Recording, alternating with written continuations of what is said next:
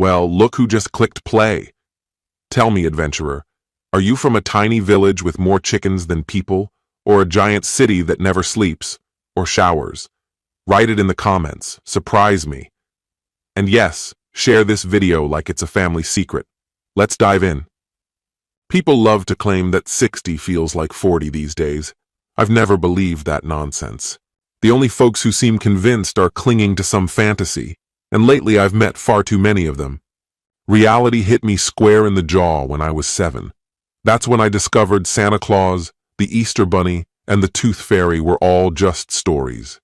The Tooth Fairy, in fact, had passed away the year before. Now, standing on the threshold of 60, I sometimes feel like I've lived each of those years twice over. Sure, I can still pull off a lot of the things I used to in my 20s and 30s, like running a marathon. But these days, I'm doing it at half the speed. Do I regret things? Of course, who doesn't? But after years of chewing over those mistakes, I've learned something important. Obsessing over what might have been is a fast track to the grave. If all you do is mourn the chances you missed, you might as well climb into a coffin and hammer it shut yourself. I'm not ready for that. Not yet. So I get up every morning, punch the clock, and give it everything I've got, because that's what I'm paid to do. By my math, I've got maybe 9 solid working years left before I retire. And after that, the rest of my life is wide open. Will things change? Without a doubt. First order of business, packing up and getting out of the retirement community my wife talked me into 2 months ago. She's already retired and thriving here. Me?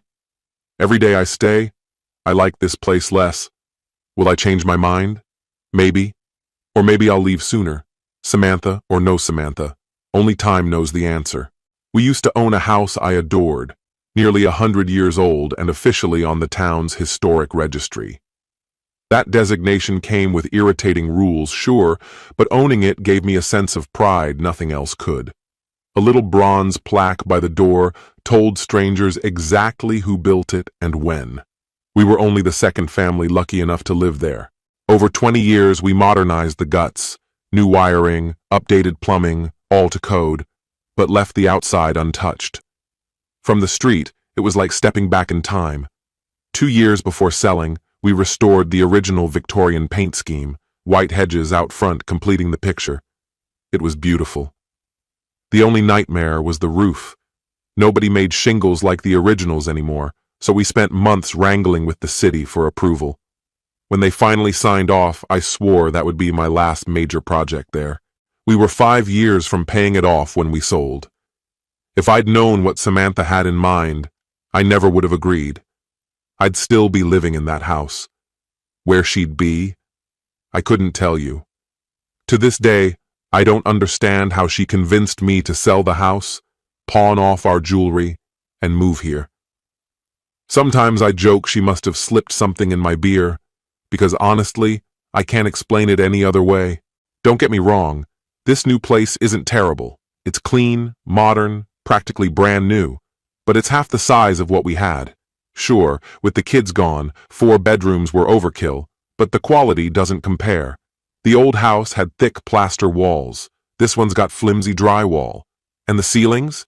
That ugly popcorn texture straight out of the 70s. We've got better appliances now, a fancy stove, a gourmet oven, but who cares? There's just the 2 of us. I'd trade all of it for my old fridge with the built-in ice maker that kept my beer cold to perfection. For now, I guess I'm stuck here, at least until I figure out my next move.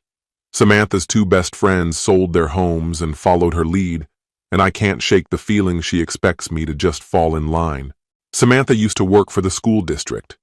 When her years of service plus her age lined up, she grabbed the early retirement offer. The catch? Smaller paycheck, tighter budget. That lasted all of 9 months. Then suddenly, she needed new clothes. Workout outfits, casual wear, whatever she could justify. I never cared what she wore. I always thought she looked good in shorts and a t-shirt. But apparently Walmart wasn't cutting it anymore. Now it's boutique shops and upscale malls. At first, I was happy she reconnected with her old friends. They dragged her into tennis matches, golf games, dance practices, every social thing under the sun. But then I came home one night to find the house empty and a note by the microwave explaining where dinner was. That's when I lost it. Samantha, is this what we've come to? I can't even count on having dinner with my wife anymore? I knew I'd be late, she said, calm as ever. That's why I made sure your food was ready before I left for Clara's. What's so important at Clara's that you had to be there before 8:30? I shot back, glancing at my watch. 8:30? She laughed. Our dance group performed in the town square at 6. I couldn't let them down. You wouldn't want me to do that, would you? Samantha, I don't care about your dance group or tennis or golf until it starts cutting into us. What you do all day is your business. But when I get home from work, I don't want a note stuck to the microwave. That's rude, she muttered.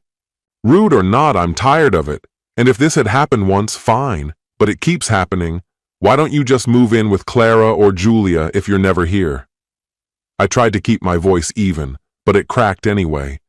Look, she sighed. I'm sorry, it won't happen again. Why didn't you just come find us? The last time I tried, you bounced between 2 different places and ignored my calls. I wasn't about to run after my worthless wife. Since I was already back home, I decided to pour 2 glasses of wine, one for me and one for her, while she showered upstairs. That was her unspoken message. Tonight was supposed to be my lucky break. And for a while, it really was. An unforgettable night. Life with Samantha had always felt easy, not just good, effortless. After all our years together, we'd reached the point where we could almost speak without words. I thought I always understood what was going through her mind. Later, I'd find out just how wrong I'd been. When Samantha started bringing me along to meet her new friends from Temple Gardens, I didn't think much of it. Barbecues, dinner parties, group shopping trips, weekend getaways, we gradually got absorbed into their circle.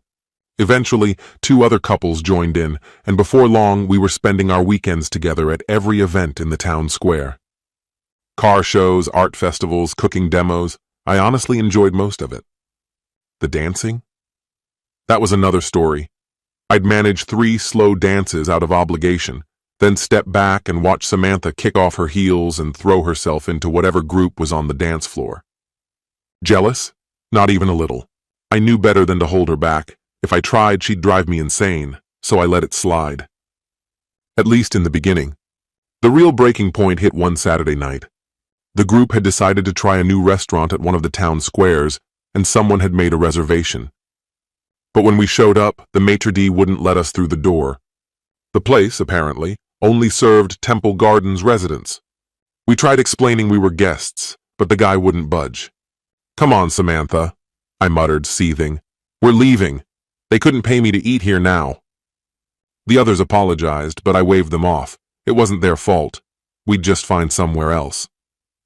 If we lived here, we wouldn't have to deal with this, Samantha whispered, watching my reaction. And if pigs could fly, I'd eat ribs every night, I snapped back. Our house isn't moving in this market, and even if it did, we'd lose our shirts. Besides, you know this place has a million rules. I don't think I could handle that. We finished dinner in silence, and nothing more was said about it for almost a month. We still saw the group, though people drifted in and out. Then, one Friday evening, Samantha met me at the door, practically glowing.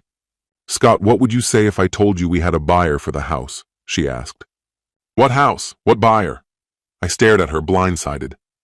You know those flyers we always get, saying another house sold and to call the realtor if we're interested? Well, I called one a couple weeks ago. He appraised our place. Says buyers are looking for homes exactly like ours, and we could get top dollar even now. You didn't think to ask me first whether I even wanted to sell? I was just daydreaming, Scott, she said, sheepish. Just wondering what it might be like, that's all. Daydreaming is one thing, I said flatly. You've gone way past that. Fine, she admitted, but he called this morning. 2 couples want to see it this weekend. Isn't that amazing? I didn't even have words. Are you out of your mind? Why would I want to sell? I love this house. That kicked off a 4-hour argument. I've got to hand it to her. Samantha came prepared. She laid everything out. We'd clear a huge profit, enough to buy something new and still have plenty left for savings. Our current place was far too big for just the 2 of us. Utilities alone were $400 a month. This neighborhood's historic, she reminded me. You love that. But think about retirement. Do you really want to keep up with this house? In a couple years, it's going to need painting. Wouldn't it be nice to have something new, something easy to maintain? I know you love it here, she said softly. But don't you at least want to see what we could get? The next morning, we met with the realtor. He showed us comparable listings and suggested an asking price. 2 offers were already circling, and the house could close in 60 days. When he mentioned his commission, I nearly choked. I managed to haggle him down to 1.25% before shaking on it. Why don't we go check out Temple Gardens? Samantha suggested. I'm sure our friends would be thrilled to give us a tour. Yeah, I thought, thrilled. I headed straight for the Temple Gardens sales office. A massive map dominated the wall, a sprawling community stretching across 3 counties. They were already in their 9th expansion phase, with land set aside for 3 more. This is the largest development of its kind outside of Sun City, Arizona, the rep boasted. 16 golf courses, 28 tennis courts, 6 artificial lakes, 2 town squares packed with restaurants and shops. Every medical service you could want is within 5 minutes. 3 business complexes, and next year we break ground on our own hospital. Once you move here, you'll never need to leave. The pitch was impressive.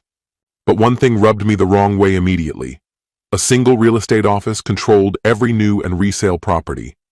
And the restrictions, endless, suffocating restrictions, were everywhere. I tried not to let my irritation show, but it felt like the developer still had their hands on every inch of the place.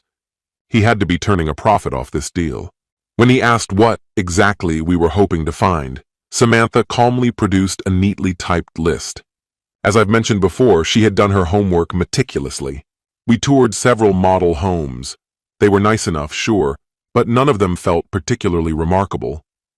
When he pressed us about our price range, I made it clear we wouldn't spend more than $75,000, almost 80 grand, less than we'd first planned. He ran through the properties available at that price and pointed out where each sat within the community. Scott, this one's only 3 blocks from Julia's place, Samantha said. Well, isn't that just perfect? I thought, sarcasm dripping in my head. Let's take a look at this one, she added brightly. This house, at least, didn't feel as sterile as the staged models we'd just seen. There were a few inviting details, plus a small patio with a hot tub. Still, the space felt tight to me, and when I asked about the attic, everyone looked at me like I'd grown another head. It's not exactly an attic, the realtor explained. More like a crawl space above the ceiling beams. I just want to check the insulation, I told him. Only about 6 inches of loose fill fiber up there. Almost immediately I spotted 2 more problems and my face must have given me away. This is a pre-owned house, the realtor reassured me, scribbling on his clipboard. A few issues are normal. Is there any kind of warranty on the place? I asked. And would the sellers fix anything serious? I'll have to confirm with them, Mr. Morgan, he said smoothly. But serious buyers usually find the owners flexible. I told him I wanted to see at least 3 more houses before making any decisions. He showed us 3 others in about the same condition, and one priced $30,000 higher. That last one was far more appealing to me. Turns out that old saying, you get what you pay for, really was true. After 4.5 hours of house hunting, he suggested we grab dinner. Over the meal, we talked pricing and location, and when I mentioned paying cash, his eyes nearly sparkled. Maybe we can work something out on one of our older models near the town square, he said, practically licking his lips. They usually come fully upgraded and furnished. Well, if the price is right, I replied, my wife and I are open to anything. The house he pitched was 3 blocks from the original town square. Technically a model home, though it had been rented out repeatedly over the past 5 years. It came with a 2-year appliance warranty and the standard workmanship guarantee. The floor plan had 2 bedrooms, 2 full baths, and a modest den that could double as a TV room. The kitchen opened into the large family room, which made the space feel bigger than it really was. There was even a 2-car garage. Only thing missing? A pool. You could put in a small one, he told me, but the building code requires a screened enclosure. That was the first of many little details that would eventually drive me crazy about living there. At the time, though, everything looked promising.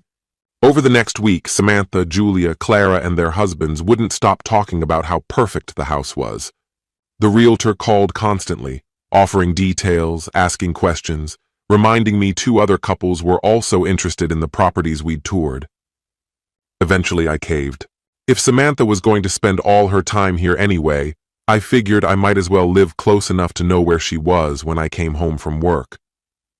2 months later, our old place was sold, and we moved into the new one. I had the kitchen and family room painted a soft coral. We held a garage sale to unload extra furniture, only to learn later that yard sales weren't even allowed in the new community. The daily commute was around 20 minutes, but honestly, it was better than I expected. Samantha loved the move, and for the first couple of months I definitely reaped the benefits of her good mood most nights. There was even one night I had to tell her I had a headache. The first real conflict came when she decided we needed a golf cart. Everyone, and I do mean everyone, owned one. The community even had separate lanes for them, and come evening, there were 10 times more carts than cars on the road. We already had 2 vehicles, and community rules said neither could be parked in the driveway overnight. If we bought a cart, something would have to go. "Scott, why not sell your Mustang?" Samantha suggested. "You hardly drive it, and we'd use the golf cart most of the time." "No way," I shot back. "That's a classic, the first Cobra Mustang they ever made. I'll find storage, but I'm not selling it." Some things women just don't get. Storage ended up costing me nearly $100 a month, but it was worth it. Most evenings after dinner, Samantha wanted to walk to the town square for music or window shopping. Fun at first, but after a while, it felt like she was just rushing through dinner so she could get to the dancing. Samantha danced every single night without fail. We met new people constantly, but my involvement was limited to a couple of slow dances before I retreated to the sidelines to watch. The very first night at the square, I noticed something surprising. Alcohol flowed freely at every event. Apparently, the thinking was that since most people drove golf carts instead of cars, drinking was safer, or at least that's what they liked to believe. People certainly took advantage of it. I couldn't say exactly how many accidents happened nightly, but judging from the sheer volume of drinks, there had to be a few. So while Samantha danced her heart out, I sat back and drank. The first time I ever met Ellen was purely by chance. I was leaning against a high-top table, sipping a Miller Lite and watching my wife sway to the band on stage, when the older woman in the wheelchair beside me fumbled her grip. Her beer slipped from her hand and clattered to the floor. "Ah, hell! Mind grabbing that for me?" she said, her voice raspy yet sharp. "Of course," I answered, stooping down to retrieve it. I brushed the rim with my sleeve before handing it back. "No need to worry about germs," she quipped, flashing a sly grin as she raised it to her mouth. "Alcohol kills whatever's crawling in there, and if it doesn't, well, I'm 87, not like I'm in a hurry to outlive eternity." "Most of it's gone anyway," I replied as I stood. "I'll get you a fresh one." "Just make sure it's not light beer," she shot back. "I don't drink watered-down rabbit piss unless I absolutely have to." I laughed and headed to the bar. A moment later, I returned with a cold Budweiser in hand. "Here you go," I said, sliding it toward her and swapping it for the empty bottle. "Keep the glass," she said, tapping her bottle against mine. "No point in dressing it up fancy." She took a small sip, closed her eyes for a second, and let out a satisfied sigh. "That's the good stuff. Name's Ellen Thatcher. You?" "Scott Morgan," I said. "My wife Samantha and I just moved here a couple of months ago." "And where's Samantha hiding?" "Over there," I said, nodding toward the dance floor. "Yellow sundress, 4th one from the left." "She's beautiful," Ellen said approvingly. "Been married long?" 38 years this September. "So why aren't you out there dancing with her?" "I only dance to slow songs," I admitted. "Anything else, and I trip over myself." Ellen laughed. "My Carter, bless his soul, couldn't dance worth a damn either. I swear he broke a toe or two trying. When his hip went bad, I was secretly relieved. Spared me from getting trampled." She took another swig. "You might want to pace yourself," I teased. "At this rate, you'll never make it home." "Oh, don't you worry about me," she said, jerking her chin toward a group of women across the room. "See that black woman over there? She's my nurse. Drives me here every night, parks me close to the band, then wanders off to catch up with her friends. Checks in every so often. When the music's done, she wheels me back, hoses me off if I've wet myself, and tucks me into bed. Not glamorous, but hey, still breathing. Well, mostly. To staying vertical, I said, lifting my bottle. She clinked hers against mine. Tell me something. You fool around? I nearly choked. Beer shot up my nose and I sputtered into my handkerchief. Good Lord, don't croak on me, she barked, smacking my arm. Where the hell did that come from? I coughed out. And no, Ellen, I'm not cheating on my wife. Lots of people around here come from an era where marriage meant forever, she said matter-of-factly. Raised their kids, worked themselves half to death, and then found themselves bored stiff in retirement. Some figure now's their chance to experiment. Jesus, Ellen, I muttered. This place is basically a retirement ward. Maybe, she said, smirking, but don't let the snow on the roof fool you. There's still fire in the furnace. She tilted her bottle back and waved toward her nurse for another round. How many do you usually knock back? I asked. 3's my limit, she said. But since you're buying, I'll go 4. My record's 6, New Year's Eve. Passed out by 10:15 and missed the fireworks, never trusting anyone to wake me again. A few songs later, the music paused, and Samantha walked over, cheeks flushed from dancing. Ellen, this is my wife, Samantha, I said. Samantha, meet Ellen. Lovely to meet you, Samantha said warmly, shaking her hand. Lord, you look good, Ellen said with a wink. 56, you said? You could have fooled me. I'd guess 45. Samantha blushed. I rolled my eyes. Well, Ellen, we should head out, I said, slipping my hand into Samantha's. Hope we'll see you around. I'm here every night, Ellen said with a grin. Unless my nurse smothers me with a pillow, you'll find me right in this chair. Out in the parking lot, Samantha leaned close and whispered, Where on earth did you meet her? She was sitting next to me when you started dancing, I said. God, I hope I've got half her energy when I'm 87. And that was the beginning of my friendship with Ellen. She stood barely 5'2", carried maybe $150 on her frame, and wore her thin silver hair coiled neatly into a bun. She and her husband had moved to Temple Gardens after selling off his business in New Jersey. They'd snagged a first-floor apartment back before anyone realized how valuable the place would become, so they enjoyed perks later tenants had to fight for. As Ellen told it, their first home there had been nothing more than a cramped 2-story cabin, modest, but wholly theirs. Many years later, they finally put down roots in what she triumphantly declared to be a real house. By that time, she had watched the tiny settlement, once barely 200 homes tucked into the hills, expand into a vast neighborhood of more than 20,000 residents. She had an uncanny ability to know everything going on in town, often before the newspaper even sniffed it out. I discovered that talent of hers far sooner than I would have liked. Her life creed was uncomplicated.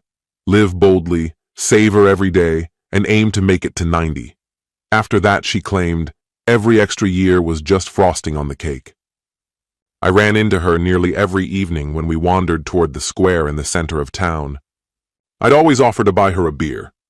We'd park ourselves on a bench, talking about life, tossing around dreams, and, mostly, trading juicy gossip about the circus of drama swirling through the community. I never figured out how she always knew everything. Even when her stories sounded completely absurd, I'd later realize she'd been right, and have to eat my words more often than I'd care to admit. Excuse me, mind if I sit here? I asked as I approached, 2 beers in hand, toward Ellen's wheelchair. Don't you excuse me, she barked with a grin. Sit your butt down. What do I look like to you, a dainty southern lady? I laughed, and so did she, snatching one of the beers out of my hand. Your wife around tonight? She asked casually. Yeah, I said, pointing toward a lively group dressed head to toe in cowboy hats and boots. Over there, Samantha's with that bunch. You better keep watch with that crowd, Ellen muttered, squinting suspiciously.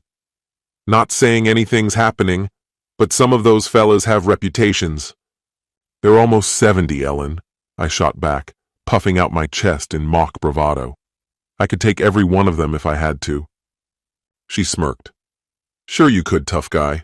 Just don't come crying to me when you get blindsided. Relax, I said. Nothing's going down. But she was practically bursting at the seams with something. I arched an eyebrow. Okay, spill it. What do you know? Her eyes sparkled mischievously. Better grab us another round, she said. This tale's worth 2 beers. I headed back to the bar and returned with a Corona for myself and a Budweiser for her. All right, I said, passing her the bottle. What's the scoop about this band? She leaned in close, glancing around the square before whispering, They're all part of it. I blinked. You've got to be kidding me. Half of these guys look too old to care about any of that. Appearances, she said, wagging her finger at me, can fool you. Back in the day, this place shut down by 9. Everyone went home to their own beds. Now, folks still go home to bed, just not always their own. I glanced at the clumsy dancers in front of us. How the hell do you even know this stuff? See that tall, thin guy with the black hair? She asked. I nodded. Every 3 weeks he puts on makeup. Used to be a banker up north. Lost his wife after they moved here. Got a fat pension, nice car, takes ladies out for dinner and wine. I squinted. Not exactly Prince Charming, though. He doesn't need to be, Ellen said. Around here there are 2 or 3 widows for every single man. They'll scratch each other's eyes out for someone like him. He's got hair, cash, and apparently still knows how to keep a woman happy. What more do they need? I opened my mouth to argue, but she waved me off. And that bald guy with the earring? She continued. Total gym nut. Works out 4 hours a day. Best shape of his life. Half the women here, married or not, would hop on him in a heartbeat.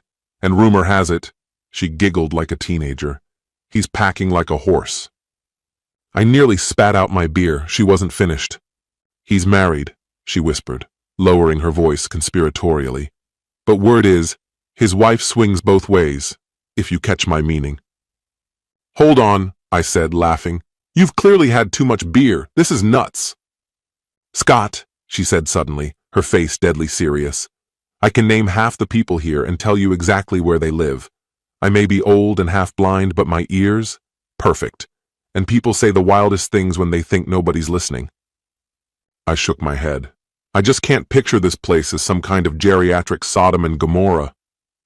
Ellen threw her head back and cackled. Scott, we might be old, she said, but we're sure as hell not dead. We've got nothing but time, and everyone's looking for excitement to fill it. And hey, nobody here's worried about getting pregnant. I scanned the crowd. There were a few younger folks in their 50s, sure, but most were decades older, tourists aside. No way, I thought. No way. But Ellen was never wrong. All right, I said at last. Let's pretend I buy this. You're saying they'd actually hit on my wife while I'm sitting here? She smirked. You're still clocking in at work every day, aren't you? A brisk game of tennis to kick off the morning, followed by a plunge into the pool to wash off the heat. Maybe cap it off with a couple of ice-cold drinks. That was usually all it took. Before long, they'd circle around her like sharks that had scented blood. A new target. Most of the women here? They'd already been through that same routine, again and again. Every time a fresh couple arrived in the community, the men treated it like sport, another conquest waiting to happen. What else did they have to do with their time? Did I buy into her explanation? Not entirely, but I chose to keep my guard up the way I used to back in the day. If any one of them so much as hinted at stepping toward my wife, I'd shut it down before they even realized what hit them. Why hadn't we just stayed in our own damn house? Still, we kept orbiting the same crowd, the group Samantha called her friends, 4 other couples, all of whom we'd gotten close to shortly after moving here. 4 months in, I noticed something wasn't right. Julia and Clara, Samantha's closest confidants, began acting strangely toward me. They'd always been her friends, sure, but I thought I had my own footing with them too. Lately, though, they barely acknowledged me. Eye contact became rare, limited to what politeness demanded. One night I finally asked Samantha, "Honey, did I do something to piss off Julia or Clara? They avoid me like the plague whenever we're together." She gave me a quizzical look. "Did you say something to their husbands?" "No, We mostly talk sports or politics, nothing about the wives. You're reading too much into it, she said, brushing me off.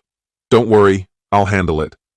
2 weeks later, the town's summer festival drew everyone out. The square was jammed, music blasting, lights swinging across the crowd. I danced a couple of songs with Samantha before letting her drift back to her circle of friends.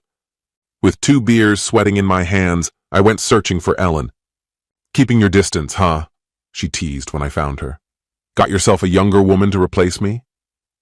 She snatched one of the beers and grinned as I dropped into the chair beside her. Ellen, I said with mock solemnity, you know you're irreplaceable. If I were 10 years younger, I'd have you believing every bit of charm I could muster. She tilted her beer toward Samantha's group across the square. Didn't I warn you? Warn me about what? Those are our friends from back home, I said. Don't care where they're from, she shot back. Same clique. They moved here a year and a half ago. Been trading partners for 9 months straight. You're insane, I said flatly. Want to wager on it? You're actually serious? 1 beer a night, she said with a smirk. Every time you see me here, you owe me one. I already buy you beer, I pointed out. Exactly, now it'll just count toward the bet. You don't even feel bad about hustling me? I asked. Not a bit, she laughed. I only say I do, so you'll feel guilty enough to keep offering. Fine, I said. You've got yourself a deal. But how are we even going to prove something like that? Scott, she said, her tone suddenly serious, have I ever been wrong about this stuff? Why can't we just assume I'm right for once? I countered. I've known them longer than you. Been to their parties for years. Nobody's ever crossed a line. What about Samantha? Ellen fired back. You think they'd come through you first? Or maybe they don't want you knowing anything. Ever consider that? Her words dug in. I couldn't shake them. My mind started tracing how we even ended up here in the first place. I can't picture Samantha doing something like that, I muttered. Who pushed for the move? Ellen pressed. Didn't those couples get here first? Didn't they nudge her into following them? I hated where she was steering the conversation. You're saying Samantha lied to me? I'm not saying that, Ellen replied evenly. I'm saying she wanted to be near her friends. Maybe she didn't know about their habits back then, but she knows now. Ellen, Samantha, and I have a good life. She doesn't need anyone else to make her happy. It's not about happiness, Ellen said quietly. It's about the adrenaline, the thrill of doing something forbidden and getting away with it. And trust me, plenty of husbands here have been caught doing far worse. Most folks eventually let it slide. What else can they really do? More often than not, the husbands are the ones footing the bills. Even if everything were split down the middle, the wives couldn't sustain the lifestyle they've grown accustomed to. Their friends are here. Their routines are here. They've built entire lives around this community. So why burn it all down over a quick fling in some dusty old hayloft? Most just look the other way. Some even end up participating. Rarely do couples actually separate over it. The only times I've seen things truly fall apart is when it's the wife who strays. Men don't forgive that sort of thing easily. And honestly, why would they? They cut her loose and start circling the single women in town like vultures. Ellen, I get that this is what you're used to, I told her. But Samantha isn't like them. She's my wife. I've known her practically my whole life. She would never do that to me, not in a million years. I hope you're right, Ellen said, setting down her empty glass. You're one of the good ones, Scott. I'd hate to see you get blindsided, but I've seen it happen more times than I can count. Speaking of which, I need another beer. Want one? You really have to ask? I handed her my mug. On my way to the bar, I looked toward the dance floor. The group was laughing, spinning each other around, having the time of their lives. Ellen had to be wrong about Samantha. She just had to be. I grabbed 2 beers, tossed some bills at the bartender, and headed back. Ellen was still watching the women. Not Samantha exactly, but the ones around her. The older ones were quiet, studying her closely, like they were waiting for something. Suddenly, I felt like maybe I should be watching too. By the time I sat back down, the music was slowing. Didn't mean to rattle you, Ellen said, sipping her drink. This isn't a wager I want to win. Trust me, I'd love to be wrong. but I never am. I'd bet cash that before the night's over, Samantha's going to ask if you want to head over to someone's house. I've seen the whispering. The way they keep checking the time? They're planning something. She might even float it to you tonight, just to gauge your reaction. Right now, I muttered, I don't think I'd take that news too well. Relax, Scott. Like I said, I might be wrong, and whatever happens, don't lose it. Don't do anything reckless. Don't end up in jail. I actually enjoy having you around. Besides, she added with a smirk, if I am right, I already have plans for you. Hey babe, ready to go? Samantha's voice cut through the tension as she walked up smiling. How's it going, Ellen? Keeping my husband out of trouble? I think he's the one keeping me out of trouble, actually, Ellen replied. Scott, Samantha said brightly. The band's heading over to Clara and Mark's place.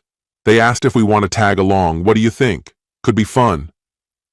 I looked at Ellen. What's your call? Go, she said with a small grin. You're off tomorrow anyway.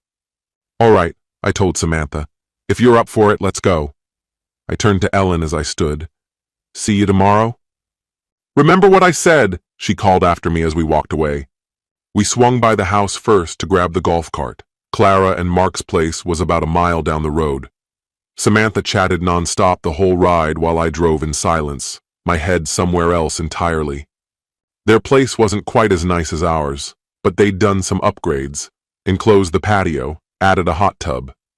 Julia and Brian lived 2 blocks over in a nearly identical house, though they'd opted for a pool instead. By the time we pulled up, 5 other couples were already there, drinks in hand, scattered conversations, easy laughter. Maybe Ellen had been wrong about all of it.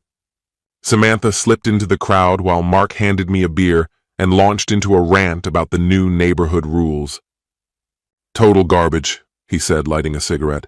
We're drafting a petition to fight half of them. I get protecting property values, I said, scanning for Samantha. But yeah, they went way overboard this time. Exactly, Mark agreed, blowing smoke into the air. The night stayed mellow until the music kicked up. Then the dancing started. I don't dance, so I stayed in my seat, nursing my beer, until something caught my eye. Samantha was on the dance floor, with Carter. It looked harmless enough, but I couldn't stop wondering how long it would stay that way. Brian wandered over and handed me another beer. You good, Scott? He asked. I didn't answer right away. Couldn't take my eyes off Samantha and Carter.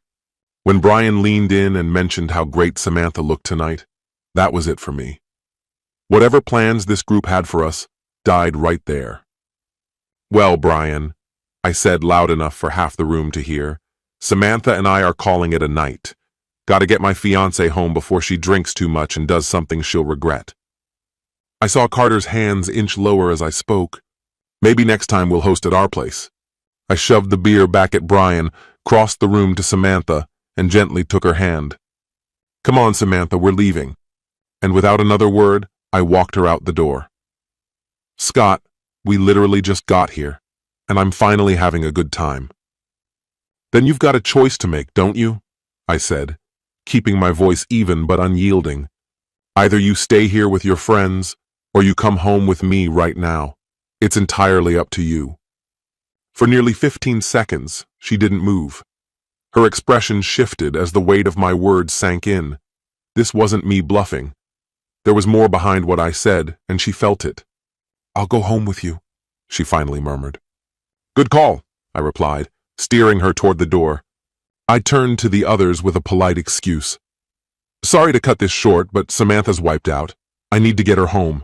We'll try to stay longer next time. Clara caught my look, and without a word, understood this wasn't something to push. She touched my arm briefly. Drive safe, Scott, she said softly. Lots of drunks out on the roads tonight. I forced a thin smile, and together Samantha and I walked out into the night. As we pulled away from the house, she turned toward me, brows knitted. Why did we leave so suddenly? I was actually having fun back there. I'll lay it out for you, I answered, my tone flat. I didn't like the way you were dancing with Carter. His hands were all over you, and I figured it was safer for us to just get out of there. Scott, come on, he wasn't doing anything that bad. If I touched his wife the way he touched you, how would you feel about that? I kept my eyes locked on her. It only took a beat for her to break. "You're probably right," she admitted softly. "Maybe I had a little too much to drink." "Maybe," I said, letting my tone soften slightly. "But it's still early. When we get home, maybe I'll dance with you myself, see if I can get you in the mood." I gave her hand a playful squeeze. "Or we could pull over by the town square, take you in the back of the golf cart. Haven't christened that thing yet." We eventually made it home and things happened. But honestly, it felt one-sided, like she was just checking a box rather than being there with me. That might have been the exact moment Samantha realized I'd never fit into her shiny new circle of friends. And for me, it was the moment I started wondering if she'd already crossed a line before last night.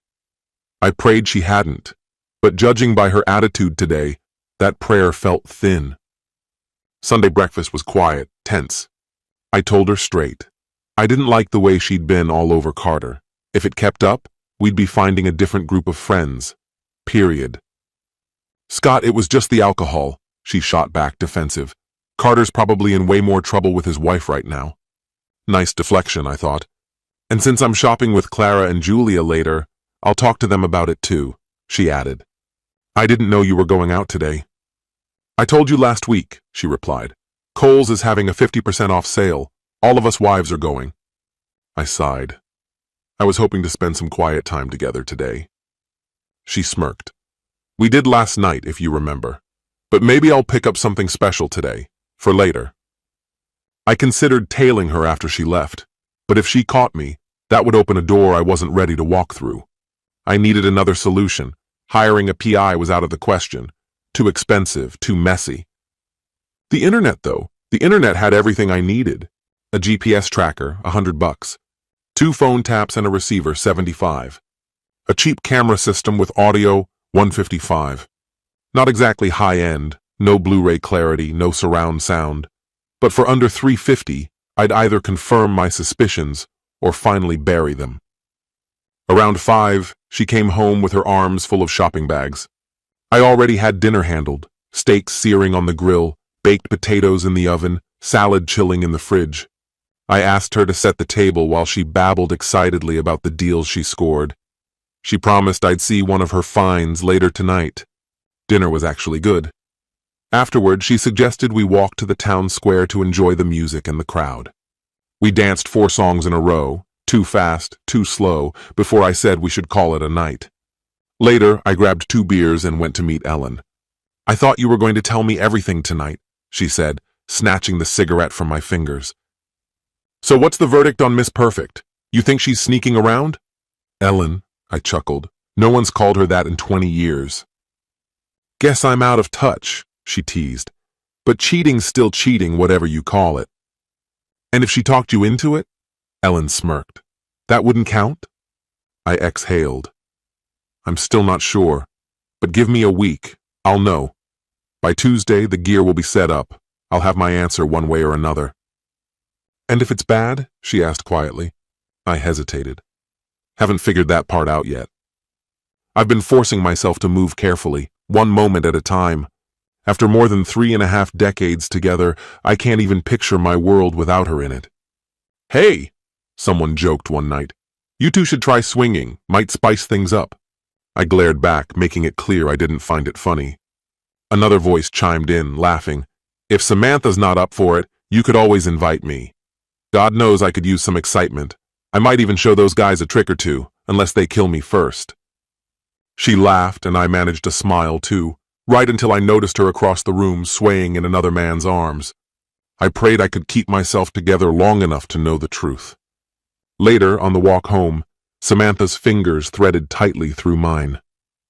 It reminded me of when we first married, like the spark we had back then was flickering alive again. The next morning, when the alarm blared, I wanted nothing more than to stay under the covers, ignore reality, and just hold her. Twice, I almost convinced myself to call in sick, to forget about everything and stay wrapped in her warmth all day. But I didn't.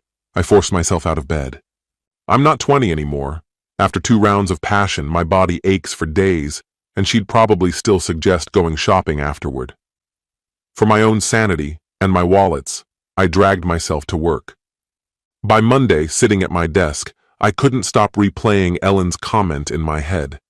There was no way Samantha would ever be caught up in something like that.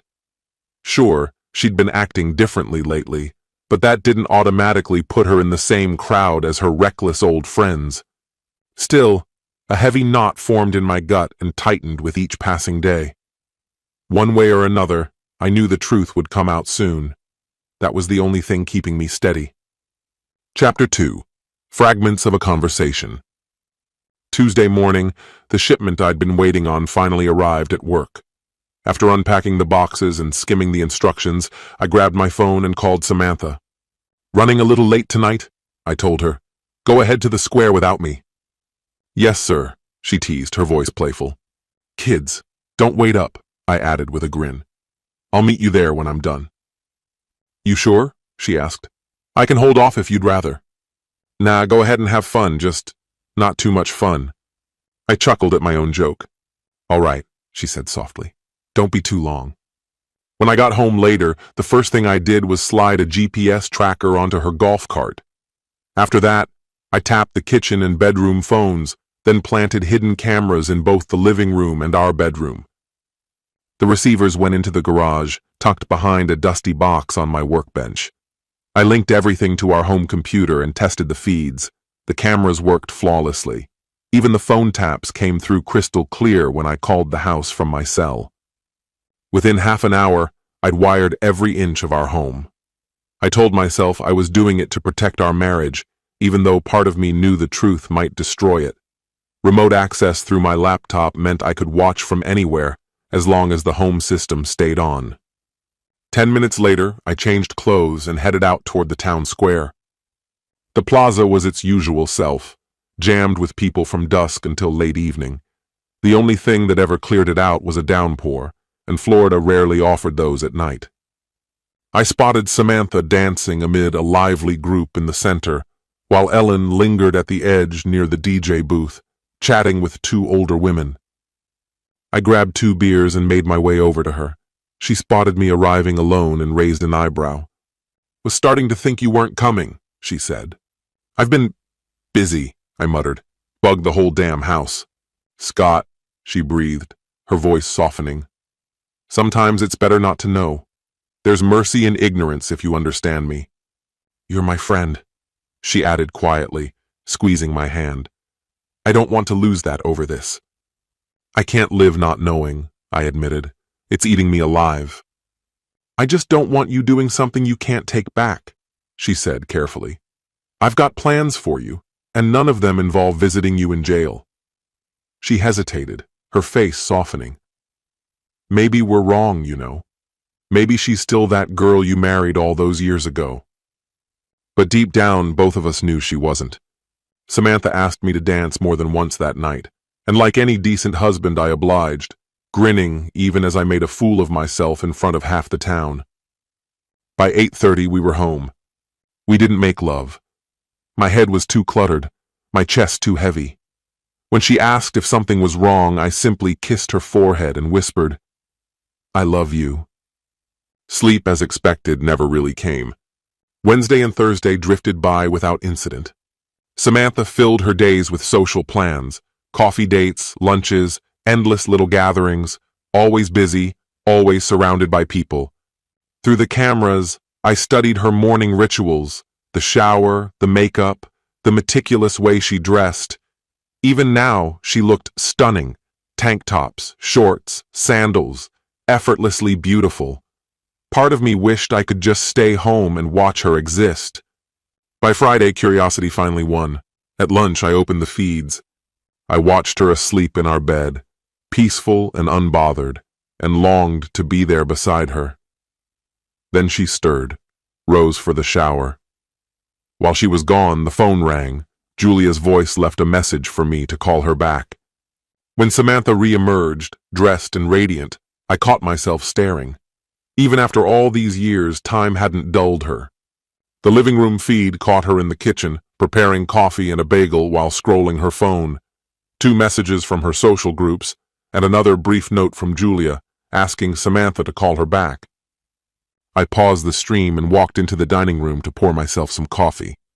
As I stood there, cup in hand, I thought about everything that had shifted since we moved here, how slowly, quietly, the world around us had changed. For Samantha, life had unraveled faster than she could comprehend. It was like stepping off a quiet farm in rural Wisconsin and finding herself lost in the pandemonium of Midtown Manhattan. There were, admittedly, brief sparks of excitement, mostly thanks to the endless parade of food options, but this constant sprinting around? It was never what I envisioned for retirement.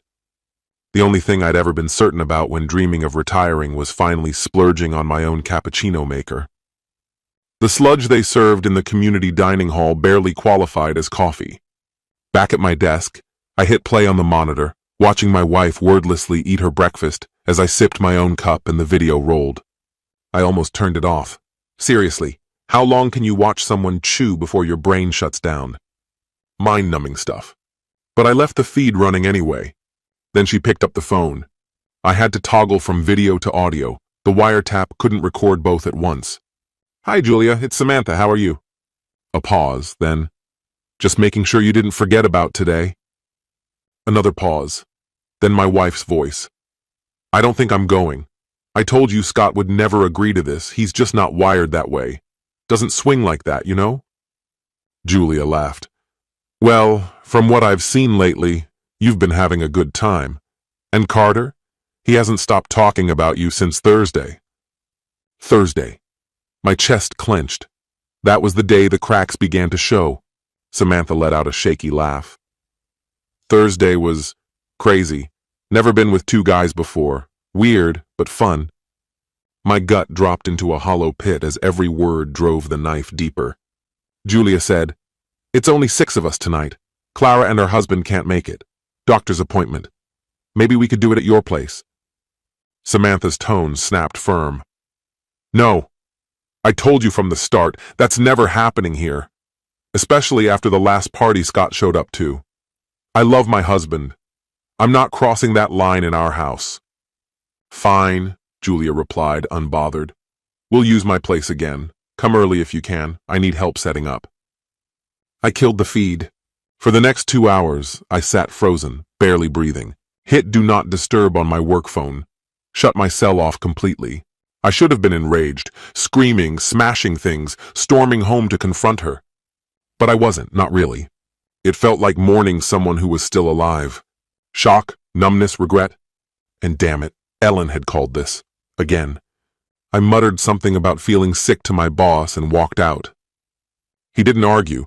I probably looked like a ghost, skin drained of color, body running on fumes. This must be what life support feels like.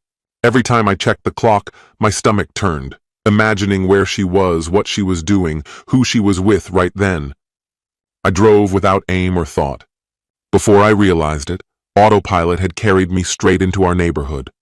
If I'd had any fight left, maybe I'd have torn straight over to Julia's house and blown it all apart. But what would that solve? A night in jail wouldn't give me closure. I parked in our driveway, stepped out, and just stood there, staring at the house I couldn't walk into. Next thing I knew, I was slouched in a chair at the town square, nursing a drink I barely remembered ordering. I'd arrived around 4. Now it had to be pushing 6:30. 4th beer in hand, I barely noticed the wheelchair rolling up beside me. "Sorry," I muttered. "Don't apologize," Ellen said calmly. "You've got nothing to be sorry for. Besides, after tonight, I owe you a beer." I forced myself toward the bar. "A cold bud for the lady," I said, handing it to her with a mock bow. "How much have you had?" she asked, one eyebrow raised. "Not that much," I lied. "Drowning yourself in alcohol won't make her innocent again," Ellen said, dry as ever. "I know." I exhaled hard. You'd think, after everything, nothing could shock me anymore. "She just fell in with the wrong people," Ellen said gently. "Not everyone here's swapping partners or sneaking around. Look at me. Nobody's even looked my way in years." I actually managed a weak smile. "She doesn't know you found out yet, does she?" Ellen asked. "No. But if she comes home and sees my car sitting unlocked in the driveway, she'll figure it out." "So what are you going to do?" I don't know, I admitted. It hasn't sunk in yet. The only thing rattling in my head is why. I already have a decent idea how long it's been going on. Promise me you won't do anything reckless, she said. You're not drunk enough to make bad choices. Keep it that way. And if you don't want to sleep at home, you can crash at my place. Just me and Fat Laura, my cat. There's a spare room. No sharing, though Laura might ignore that rule. I chuckled. Ellen had that gift, cutting the heaviness just enough for me to breathe. I don't know what I'll do yet, I said finally. Only thing I know, whatever we had, it's over. You realize she'll come looking for you here? Ellen warned. I'm not hiding, I told her. Not from her, but if she's smart, she won't say a word. By the time I finished my 5th beer, I considered grabbing another but forced myself to wait. For now, at least. Hey, she murmured, leaning closer. My offer still stands if you need a place to crash. A small scrap of paper slid across the counter, her handwriting scrawled with an address and a phone number. My daughter's staying with me for a couple weeks, she added, but we've got more than enough room. I was just about to respond, maybe even offer to buy her another drink, when I spotted someone barreling toward me. A woman, face hard with fury, eyes locked on mine. Ellen, I whispered, leaning in. I think that's my cue to call it a night. I motioned toward my wife, who was storming closer. Maybe I'll see you tomorrow, I added under my breath, assuming I make it out alive. Tried to play it off like a joke. It didn't land. Don't make it worse than it already is, she called after me. You hear me? Like I said, I shot back, rising from my stool. I've got plans for you. Scott, my wife barked the second she reached me. Where the hell have you been, and why is your phone dead? I stared at her, meeting her anger head on. Sweetheart, I said flatly, we need to talk, seriously. I walked out without waiting for her reply. She trailed close behind, spitting accusations, her words tumbling over each other as we cut through the dark streets toward home. Shut up, I finally snapped, spinning around to face her. Just shut up until we're inside. Please. The look she gave me could have frozen blood in my veins. The rest of the walk passed in silence. I had to move your car just to park mine, she muttered as we reached the front door. Once inside, she went straight to the kitchen, yanked open the fridge, poured herself a glass of wine, and sat at the table like a judge preparing to sentence me. Mister, she said, voice sharp, you've got some serious explaining to do. For a moment, I thought about cracking another beer. God knew I wanted one. But I'd had enough, more than enough, to say what needed saying. I steadied myself. I already know who it is. I started quietly. I know how long it's been going on. The only thing I want to hear now is why. And don't you dare tell me it's because you weren't happy. Her eyes flickered, confirmation enough. She knew I'd pieced it all together. She sipped her wine slowly. The silence stretched, unbearable. You'd have liked it, she said at last. Not because I stopped loving you. I didn't. God, I didn't. But if you'd been part of it, you might have liked it too. That's not an answer, I said, voice breaking. Why? You're the only man, well, one of only two, I've ever slept with. And don't think for a second I wasn't satisfied. You've always satisfied me, every time. But I got curious. You know what they say about curiosity and the cat. She swallowed, eyes fixed on the table. Scott, I'm sorry you found out. I knew it couldn't stay hidden forever. Everyone said you'd never figure it out. I told them they were wrong. Then why keep doing it? My voice was raw. You could have had fun too, she said softly. I've been a wife and a mother since I was 20. I never got to experiment, never got to be reckless. I've been loyal, better than most women you know. Do you have any idea how many of your friends have come on to me at parties? More than I can count. Their wives cheated and I stayed faithful, always. I guess I just got tired of being the good one. Her shoulders slumped as she went on. I haven't been with many men. And honestly, most of them don't measure up to you in bed. Not better, just different. I suppose you're into threesomes now, too? I spat, bitterness lacing every word. The question froze her. I don't know how you know that, she whispered. But, yes, once, with 2 men, Just once. It wasn't what you'd think. Too much chaos. But I needed to know. Then she met my eyes, calm, unflinching. I love you as much now as I did the day we got married. Maybe more. And if you're honest, you've benefited from what I've learned these past few months. I'm not that shy bride anymore. Nothing's changed between us. Not really. If you want me to stop, I will. If you want to try it yourself, I know women who wouldn't say no. It doesn't have to destroy us. God, I wished I'd taken that beer. My mouth was dry, my palms slick, anger burning just below my skin. Why couldn't you just leave me where I was? I rasped. When I was happy, when I didn't know. Scott, she said quietly, I'd never do that to you. I love you. Yeah, I muttered. Hate to see what you'd do if you didn't. A wife, in my mind, doesn't hand herself to whoever asks. Did you make Carter smile today? I asked suddenly, venom in my voice. He was really looking forward to seeing you at Julia's. She flinched. Scott, I still love you. I can't turn that off. And this? She gestured weakly, as if waving at ghosts. This was me sowing wild oats, that's all. It's not like I was going to get pregnant or anything. After everything you've done, Samantha, you realize you could have passed something to me by now, right? An STD, or maybe something even worse. The words came out harsher than I planned, but I couldn't stop. Those guys you were with, they weren't exactly picky. They'd sleep with anyone who offered. Can you seriously stand there and swear you didn't catch anything? I didn't wait for her answer. I'm getting tested first thing tomorrow. You should probably do the same. What cut deeper than the cheating itself was her attitude, how indifferent she seemed. There wasn't even a flicker of regret in her eyes. If I'd told her to stop, maybe she would have. Not because she thought it was wrong, but because I asked. Scott, what do we even do now? She whispered. I told you already, I replied, voice flat. I wanted to stay married. I loved you. At least I thought I did. But right now, I don't think I want this anymore. Some twisted part of me still cared about her, but the truth was impossible to ignore. She'd been lying to me for who knows how long. Our marriage, something I believed in, was now a hollow joke. And trust?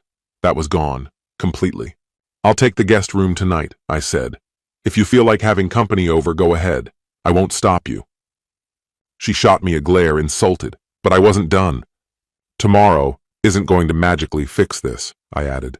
At least now, we finally know where we stand. She started to speak, but I raised a hand to cut her off. No more lies, not tonight. I walked to the spare bedroom, shut the door behind me, and collapsed on the bed. Through the walls, I heard her crying, her voice low as she whispered into the phone, God knows to who, for hours. Eventually, exhaustion pulled me under, and I drifted into a restless sleep. When morning came, nothing had changed. The weight of it all was still there, crushing me.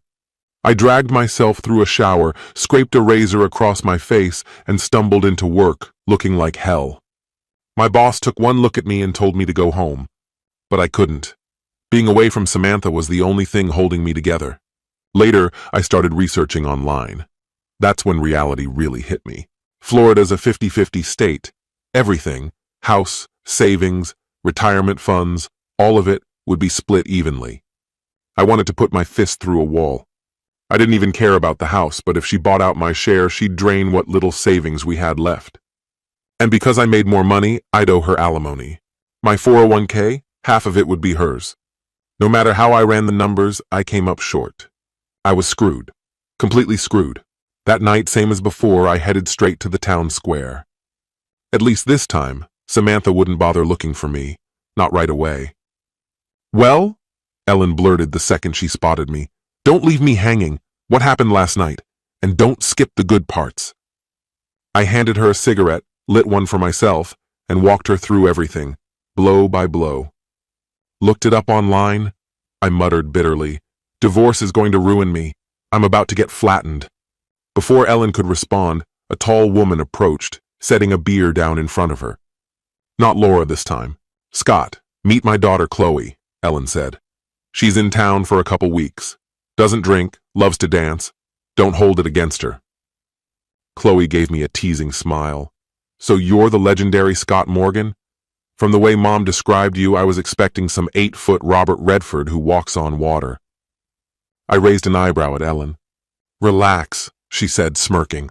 I only told her you weren't an asshole like most guys. We all laughed. So you're staying here for 2 weeks? I asked Chloe. Then, turning to Ellen, did you leave anything out when you told her about me? Ellen pretended to think. Nope, that about covers it. What am I supposed to do? I joked. If I'm the only guy who can cheer her up? I glanced at Chloe. She always been like this? Chloe laughed. You have no idea. This is nothing compared to how she used to be. At least she doesn't smoke weed anymore. I stood up, offered Chloe my chair, and went to grab another. See, honey? Ellen called. Told you he was cute. A real catch. Mom, Chloe groaned. When are you going to stop trying to set me up? When you finally find a decent guy, Ellen replied. Or when I retire, whichever comes first. Well, ladies, I shot Ellen a playful grin, and I'm using that term loosely. What's the plan tonight? I'm getting drunk and listening to music, Ellen said without hesitation. Why don't you show my daughter around? She hasn't been here in years. Maybe convince her to eat something too. She's all skin and bones.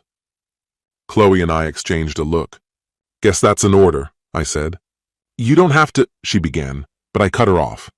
I'd love to, I said. Haven't eaten today anyway. We wandered through the plaza together, past little cafes and shops.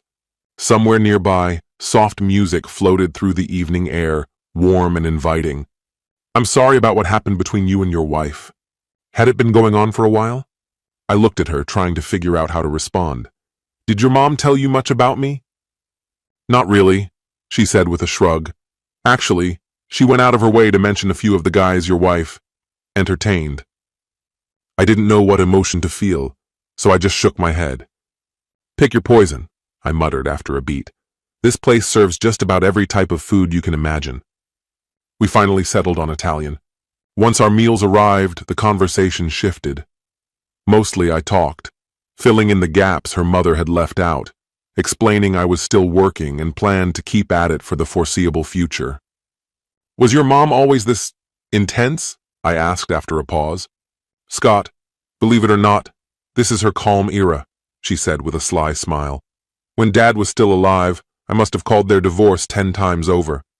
She thought for a moment, searching for the right words. Here's the easiest way to explain her. She's always been a free spirit. She smoked, she drank, she partied. But she was completely devoted to my dad until the day he died. If you looked at her, you'd assume she drifted from place to place without a plan. But that's exactly what she wanted people to think. The people who stayed close to her, lifelong friends, anyone who judged her, she'd go out of her way to humiliate them. She's actually pretty fond of you, she added, smirking. With a mother like that, I teased, raising an eyebrow, I'm guessing you were just as wild growing up. Are you kidding? She was stricter than any parent I knew. My curfew was earlier than everyone else's. She had to meet every guy I dated, and she'd flirt with them, test them. The moment one of them reacted the wrong way, he was out. You have to realize, my mom's gorgeous by anyone's standards.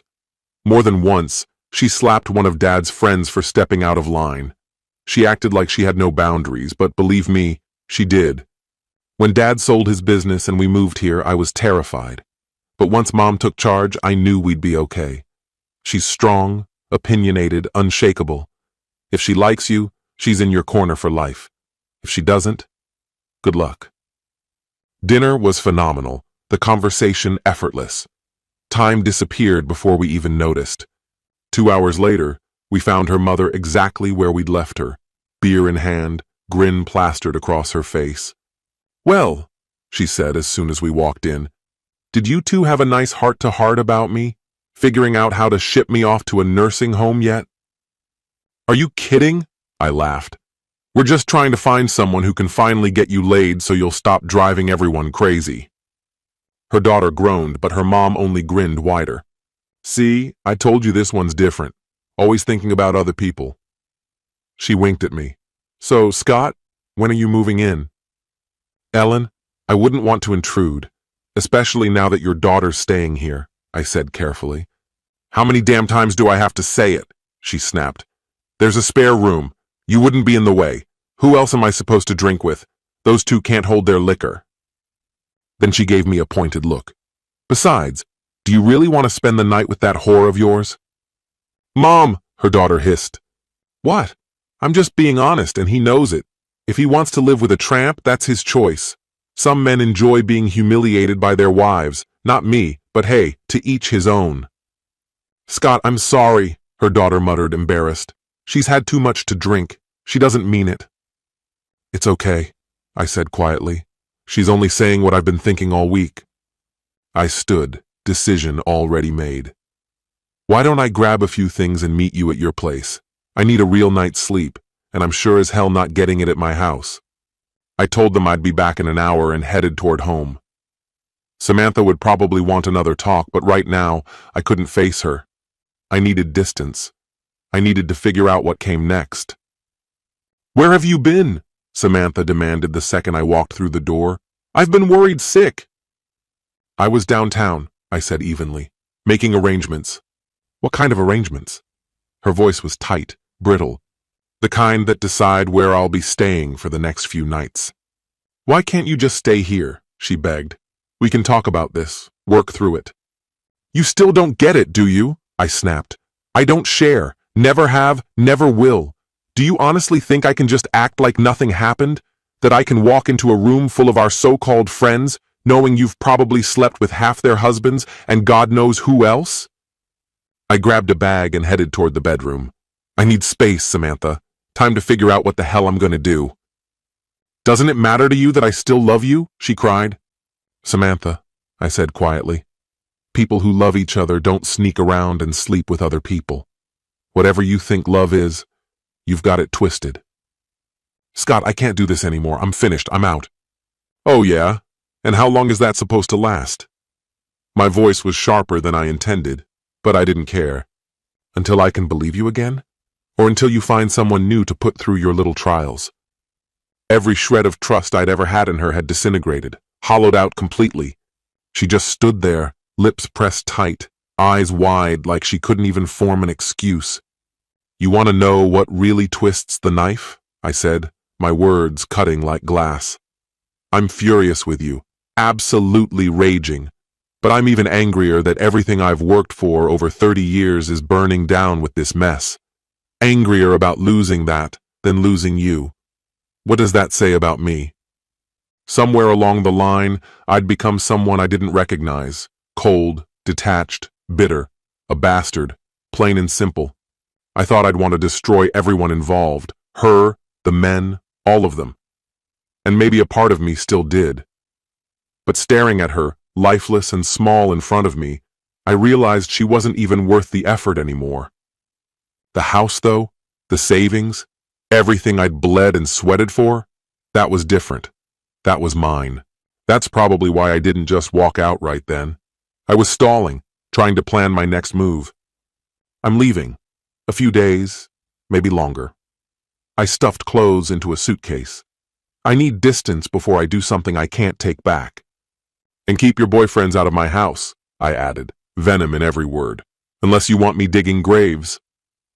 And don't call me, not you, not any of the so-called friends we shared. I don't want to hear from a single one of you. God help me. I prayed the kids wouldn't call either. I couldn't bear telling them what their mother had turned into, an unrepentant cheat with no shame. I yanked the zipper closed, grabbed the bag, and headed for the door. When are you coming back? She whispered. Wrong question, I snapped. Try asking if I'm coming back. I hauled the suitcase to the car, threw it in, and drove. Thank God for the GPS. Without it, I never would have found Ellen's place. The whole area was a labyrinth of winding subdivisions and cul-de-sacs, each one fancier than the last. Even with directions, it took me over 30 minutes. Every neighborhood was gated, security stationed at every entrance. Ellen's was no different. I pulled up to the guard shack and gave my name. Before I could even mention who I was visiting, the barrier lifted. Clearly, Ellen had already cleared me. 3 lefts, a right, and at the dead end of a quiet cul-de-sac, there it was, her house, twice as big as mine and easily twice as nice. I grabbed my bag, climbed the front steps and rang the bell. Laura opened the door with a warm smile and ushered me inside. 2 seconds later, Ellen and Chloe appeared, greeting me like I was family. Ellen insisted on showing me around. The house was shaped like a massive horseshoe with a strange little tail stuck onto one end. The main spaces, the foyer, kitchen, and dining room, sat at the front. Ellen and Laura had the left wing, while the right wing wrapped around a shimmering pool. Weird layout, sure.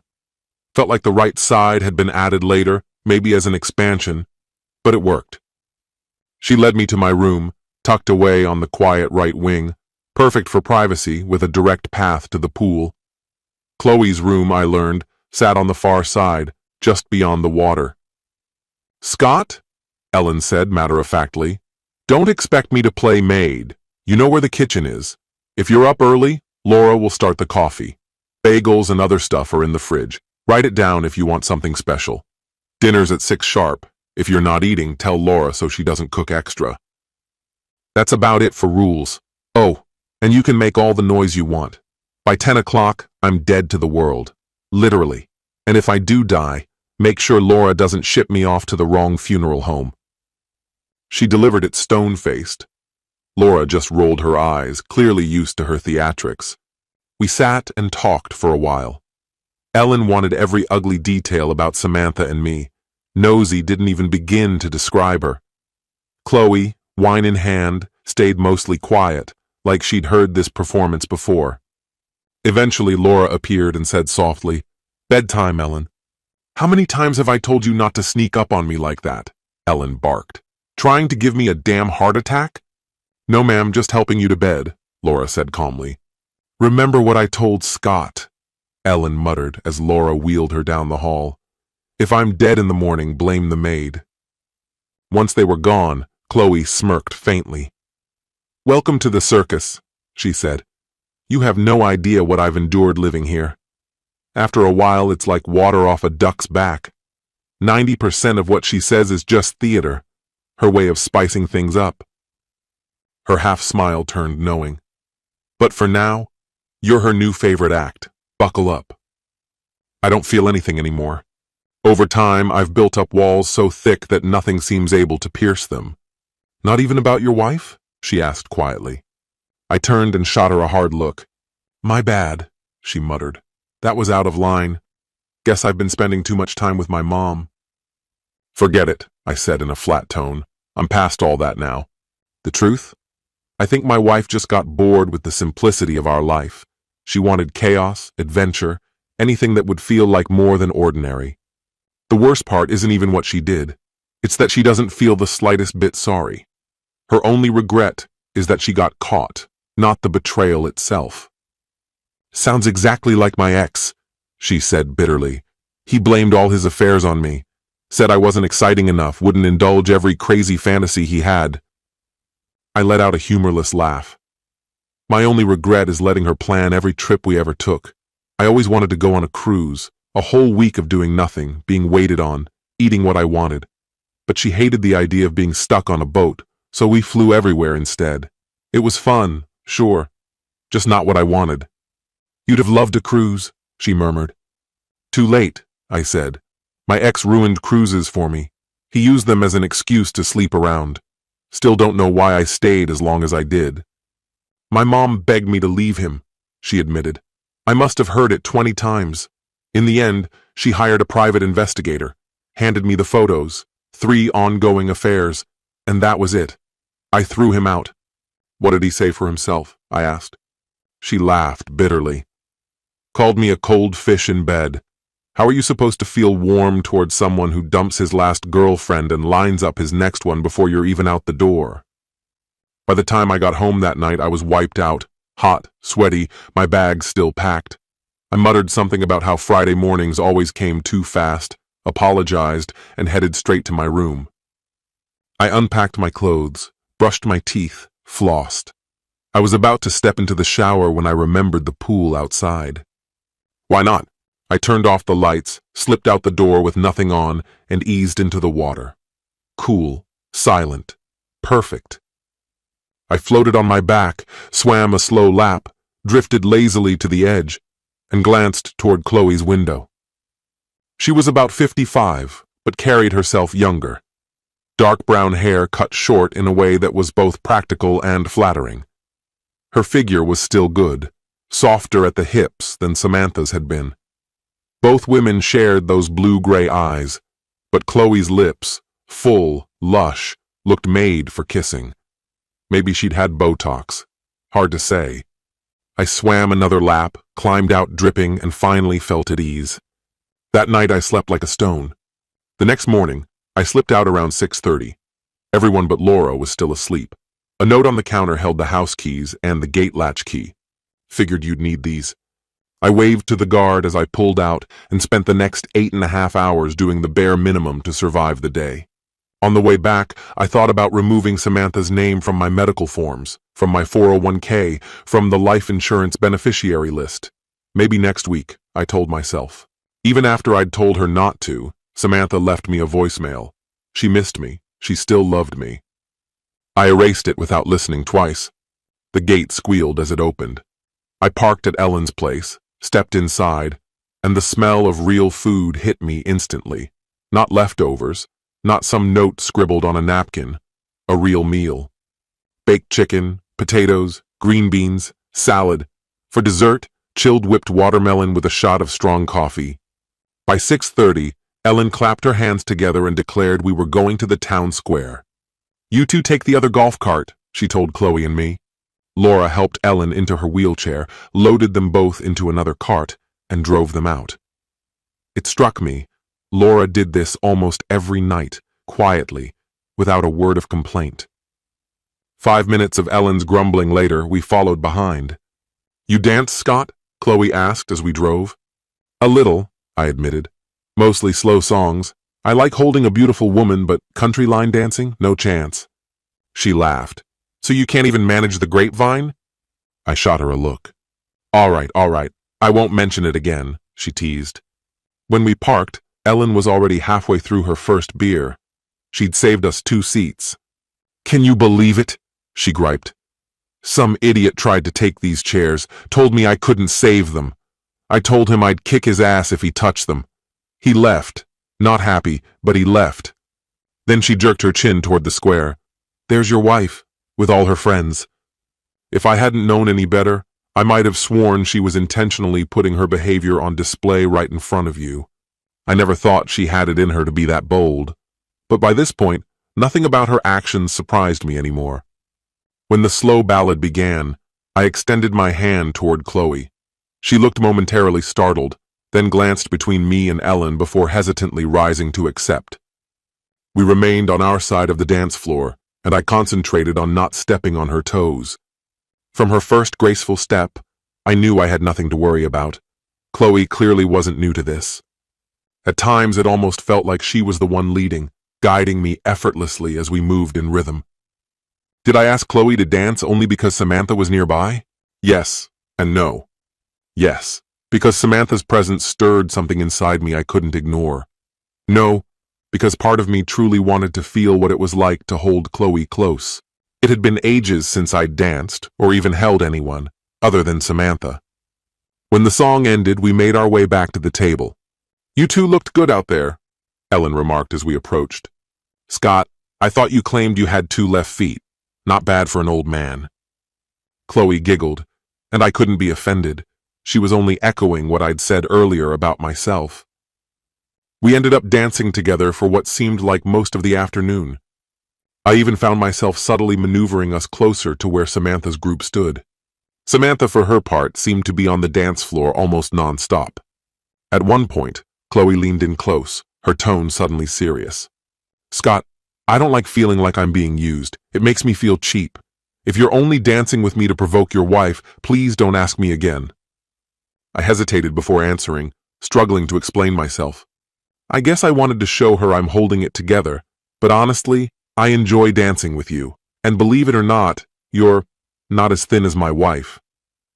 The words sounded wrong the moment they left my mouth, and I wished I could take them back. "Not as thin?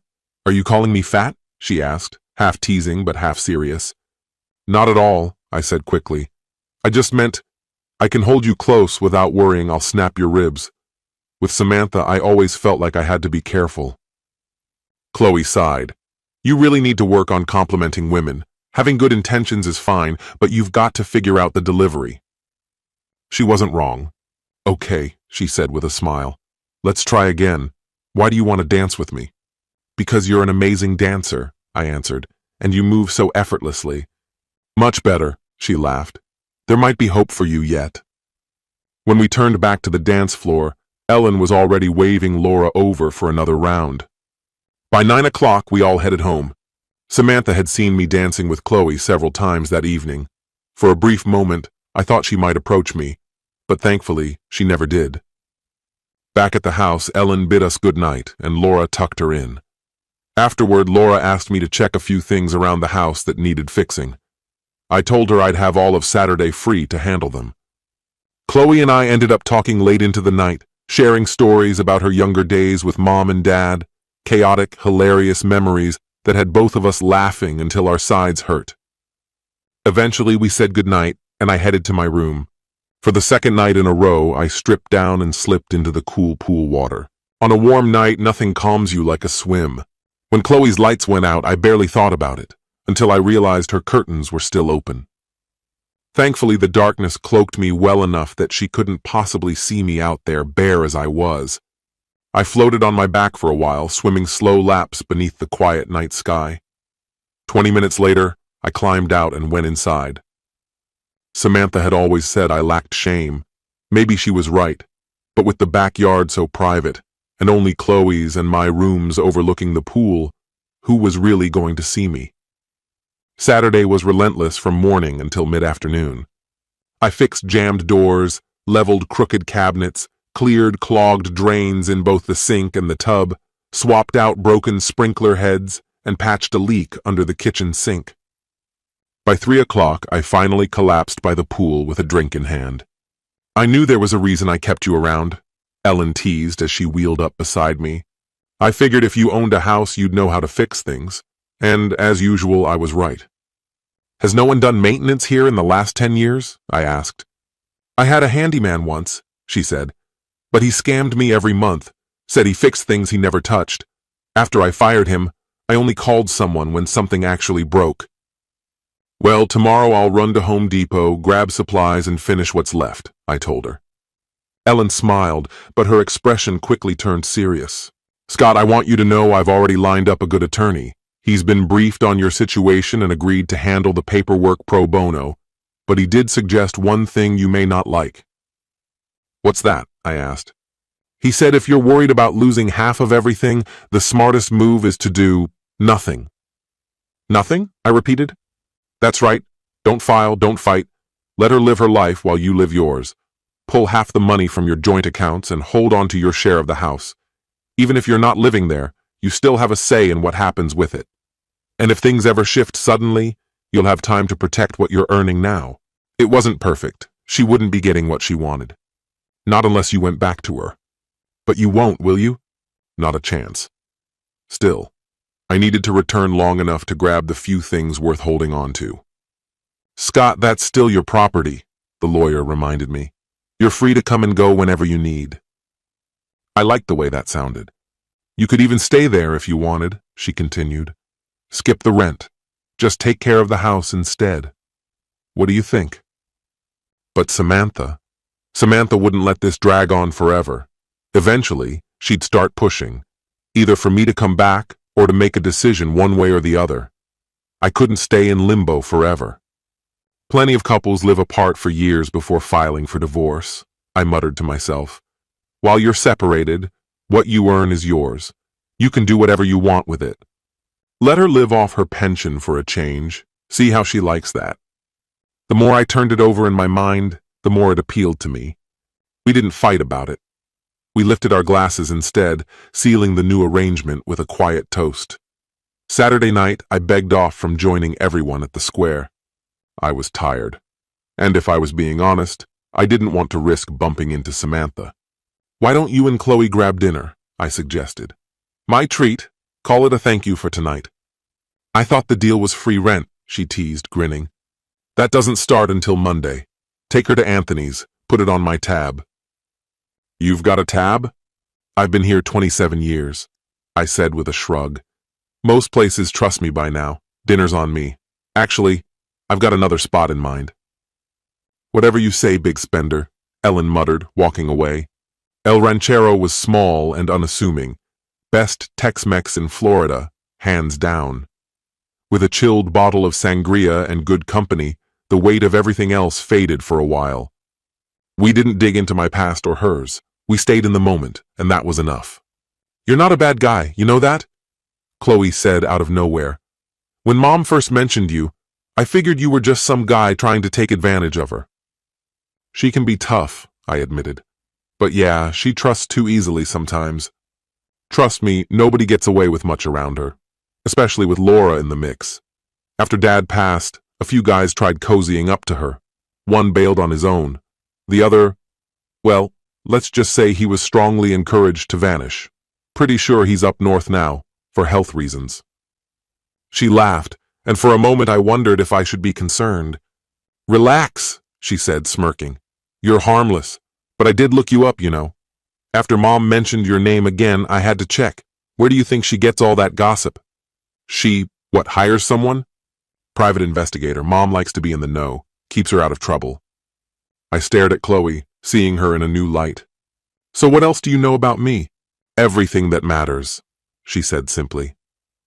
"You actually care about people, and that's rare these days. Most folks look out for themselves first. But you're different." I forced a grin. "Did the report mention which side of the bed I sleep on?" She chuckled. "No, but you're right-handed, so probably the right side." She wasn't wrong. Dinner ended with a bit of shopping, and then we headed back to her mother's place. At one point, our hands brushed. Instinctively, I pulled away. Samantha and I had always walked hand in hand. It was automatic, like breathing. Realizing that habit was gone hurt more than I expected. The following week, Chloe and I grew closer. Samantha kept her distance, and I was grateful for it. I was starting to savor the freedom. Ellen's lawyer had already drafted the divorce papers. They sat untouched in a file, waiting. When the time was right, I'd sign them. We still took Ellen to the square most evenings. I danced with Chloe, not to provoke Samantha, but because I wanted to. In my mind, Samantha and I were done. Even thinking about her now left me hollow. One night, I asked Chloe how long she'd been divorced, and if she was seeing anyone. She gave me a curious look, but didn't answer. Later, we wandered through the shops. This time, when our hands touched, neither of us pulled back. The drive home was quiet. Laura was glued to the TV when we walked in, which meant Ellen had gone to bed hours ago. We shared a look, brief, heavy with everything we weren't saying. Technically, I was still married, but after that phone call, after picturing Samantha with that white-haired man, whatever we'd once had was already gone. An emptiness gnawed at me, mourning the collapse of what we'd once been. The soft drone of the television filled the silence, but it couldn't quiet the thoughts racing through my head or lull me into sleep. Through the window, I saw that Chloe's light was dark. If it had been on, I probably would have wandered over, come up with some excuse, any excuse, to spend a few more minutes with her. The loneliness was crushing. After 36 years, I found myself completely alone, unsure where to go from here. I turned off the lights and drifted out to the pool. The night clung to me, dense, humid air thick enough to taste. Stepping into the water, I began pacing its length, letting the cool surface strip heat from my skin and noise from my mind. "Still warm?" Her voice cut through the quiet, startling me. Chloe stood at the edge, peering down with a faint smile. My thoughts scrambled for something, anything, to say. "Perfect," I finally managed. I had almost forgotten how good it felt to swim on a night like this, heavy and stifling, water smooth as glass. Later everything shifted. Playfulness bled into something sharper, quieter, something neither of us named. Eventually, I slipped away first, heading toward the kitchen alone. It felt safer that way, less obvious. The next morning, Ellen asked, "Did you manage to sleep better?" "Much better," I answered, grabbing coffee and a cheese Danish from the counter. Laura flashed a grin. Want me to whip you up some breakfast? This'll do, I said, nodding toward the pastry. But thanks. Chloe walked in about 20 minutes later, radiating cheer. Her eyes flickered toward mine, pausing there just long enough for me to notice, before she bent to kiss Mom on the crown of her head. So, Mom, she said in mock ceremony, what kind of wild adventures do you have lined up for me today? That evening we dragged the grill out back, steaks, shrimp, onions, mushrooms. Scraping years of grease and rust off the old barbecue had taken nearly an hour. We discovered only afterward that no one had used it in more than 5 years. I joked about what else around here had been left to rot, suggested I might fix those too. Ellen shot back with a quip about meeting me later in my room, and the laughter rolled around the patio before fading into the night. The day blurred past. 6 hours spent between Home Depot and the house, swapping out air filters, compiling a running list of repairs. I asked Laura to flag anything else she noticed. That night we drifted toward the town square. Samantha was there, as usual. But this time she sought me out, motioning me aside. When are you coming home? That was her opener. Then, are you really going to divorce me over this? I'm not making any moves right now, I said carefully. I don't know where this ends. I just know I can't be around you, not like this. I feel cornered, like I got shoved into something I never wanted. And when you talk so casually about sowing oats, I wonder if there's even a way back. How long is this supposed to last? She asked. A week? A month? 5? You just want a timeline, I said flatly. So you can clear out the house before I show up? That's not fair. Fair? If I found out you were bringing people into our house, I'd sign the papers tomorrow. It's our house, Scott, both of ours. So what, parties on your half? I've never thrown parties in our home. Never would.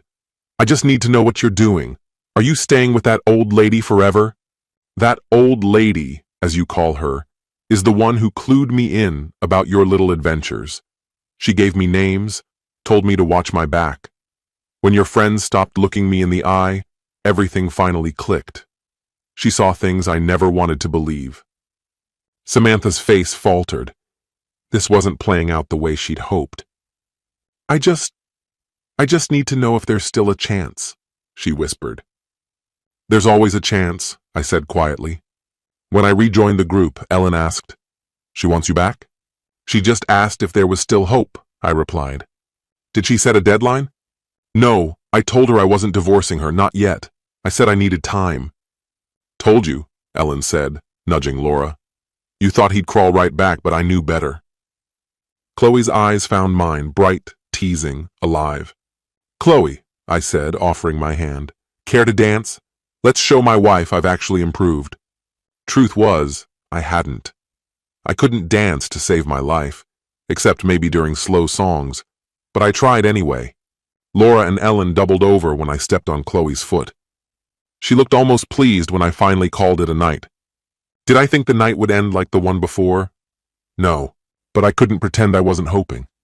I glanced at the clock and lingered in the doorway, waiting for Laura to finish settling Chloe's mother in for the night. My hand hovered over the switch to kill the light when a sharp knock broke the silence. I turned off the lamp and pulled the door open. Chloe all but burst inside. I'm not sleeping tonight, she announced, and then, for the next 2 hours, she didn't say another word. Evenings with Chloe were always charged like that, restless, heavy with unspoken thoughts.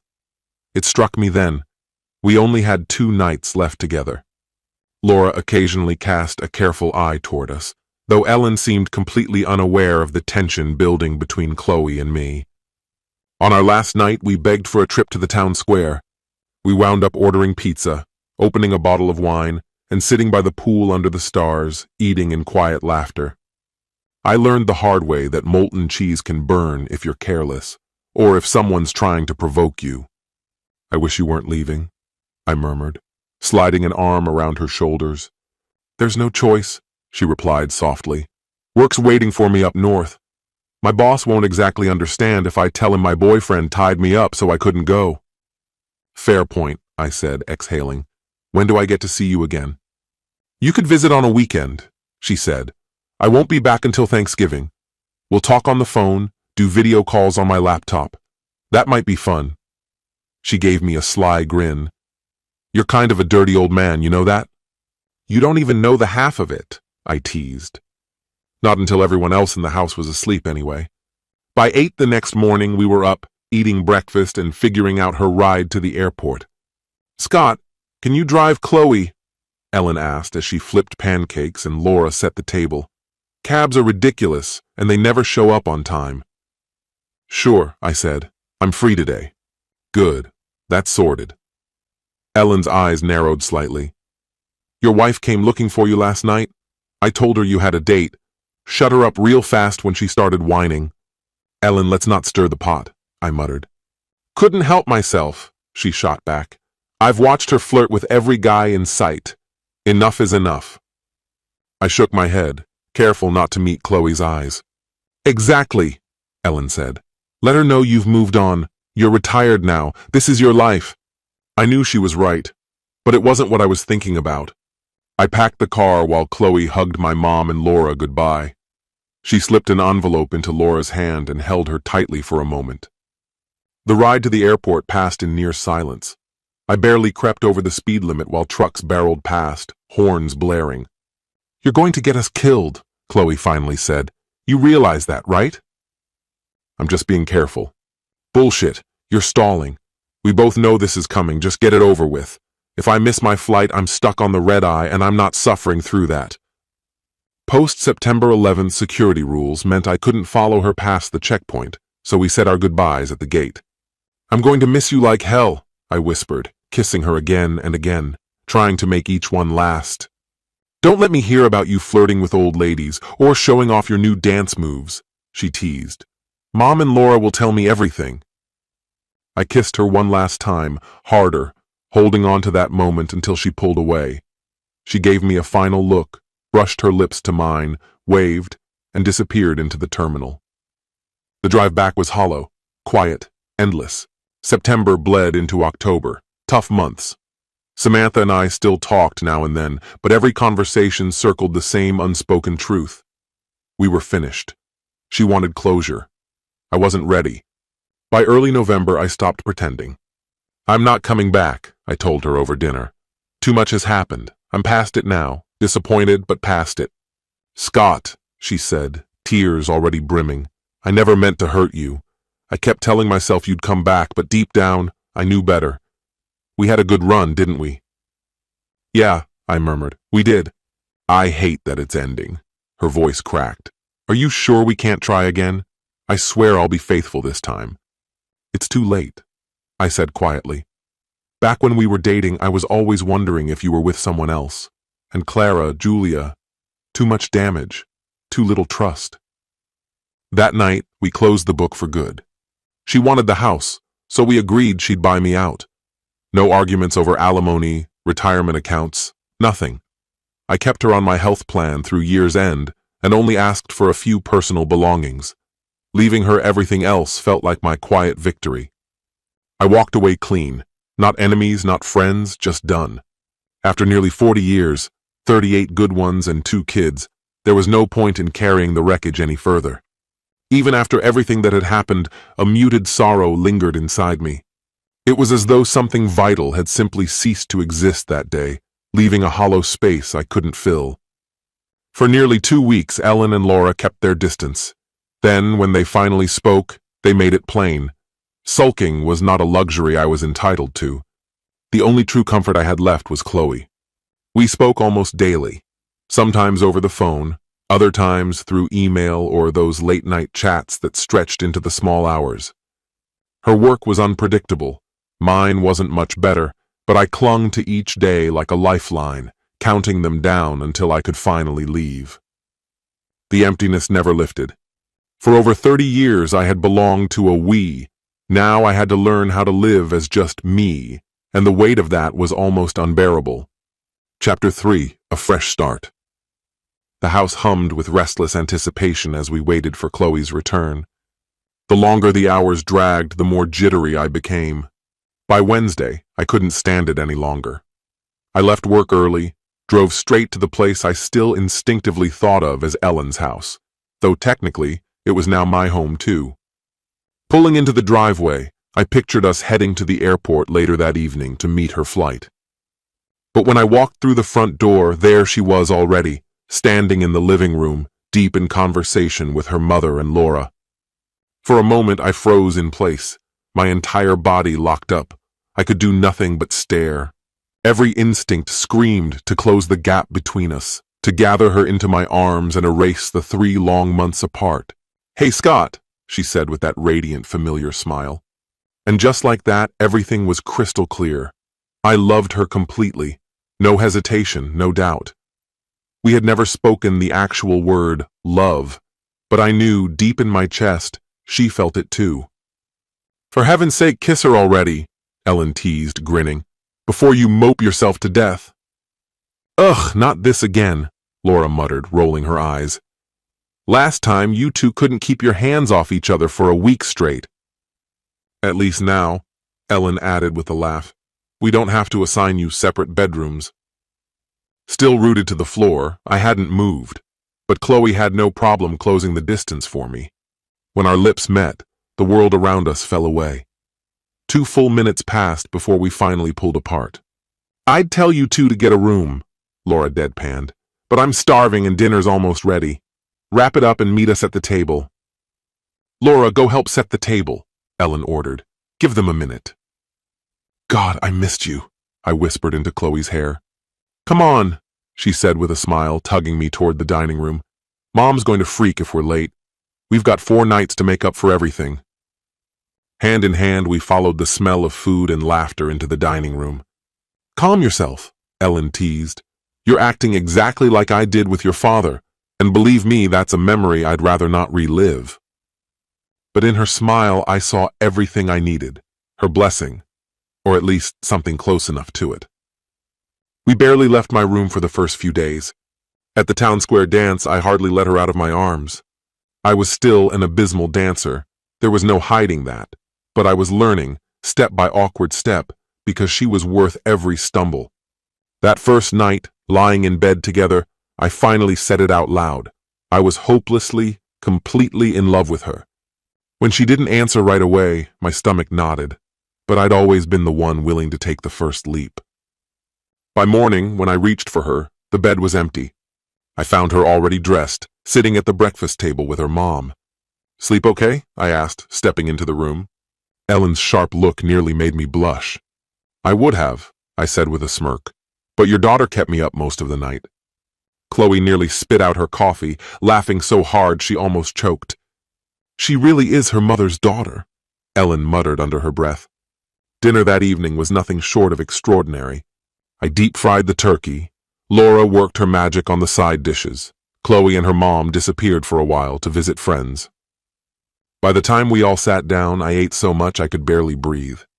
Dessert had to wait until 8 o'clock because none of us could move. Dutch apple pie with cinnamon ice cream, plus a French mulberry tart, pure indulgence, every bite destined for my waistline.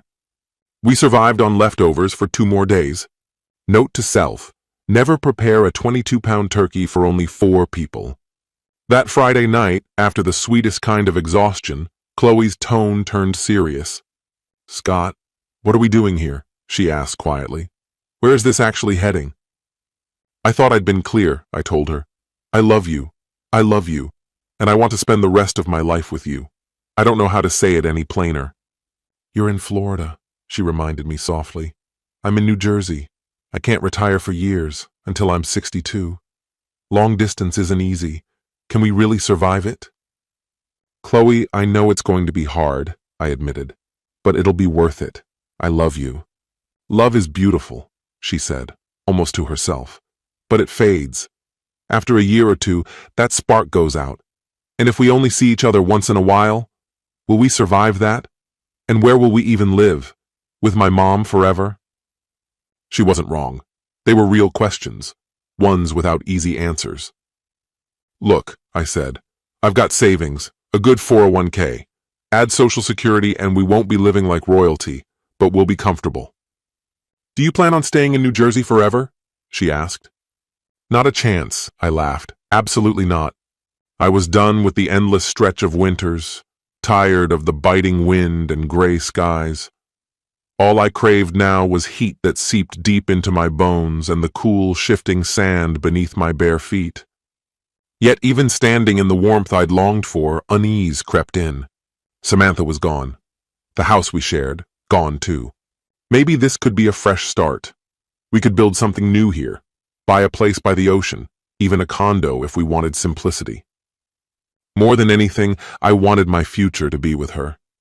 There was no need to decide now, I told her. Just let us have a chance. She smiled, leaned forward, and kissed me gently. When she pulled away, I caught it, the hesitation in her eyes, as if she was already asking herself what came next. I noticed. I worried too. But in that single moment, I was certain of one thing. I wanted her. The rest of the weekend carried an unspoken tension.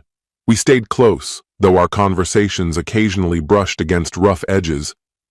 By the time we headed to the airport, the silence between us had softened, oddly calm, almost comforting. We kept glancing at each other, fingers interlaced the whole drive. But underneath, I felt a faint discord, humming low and constant. At the curb, I hauled her bags from the trunk, handed a tip to the porter, and folded her into one last embrace. "Chloe," I whispered, "I love you. Wholly, absolutely. I know it's fast, maybe overwhelming, but it feels right. Just think about it. I'm not asking for promises. Just think about us." She held my gaze, smiled faintly, and kissed me. Soft warmth to hold me over until the next call. Then she turned and walked toward the terminal. As the sliding doors sealed shut behind her, a chill rippled through me.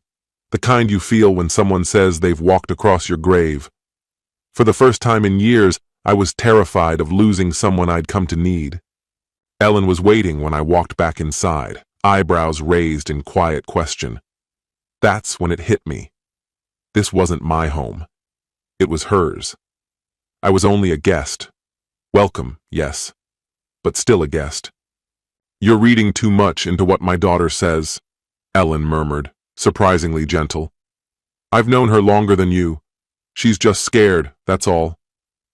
I wanted to believe her, I really did, but I couldn't feel as sure as she seemed. Chloe would be back soon for vacation, and already I'd begun piecing together a plan in my head.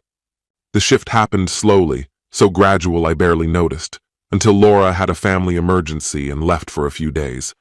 Only then did I realize why Ellen paid her so well. Laura had earned every cent.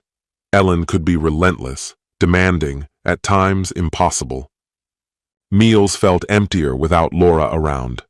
I found myself counting down the hours until her return.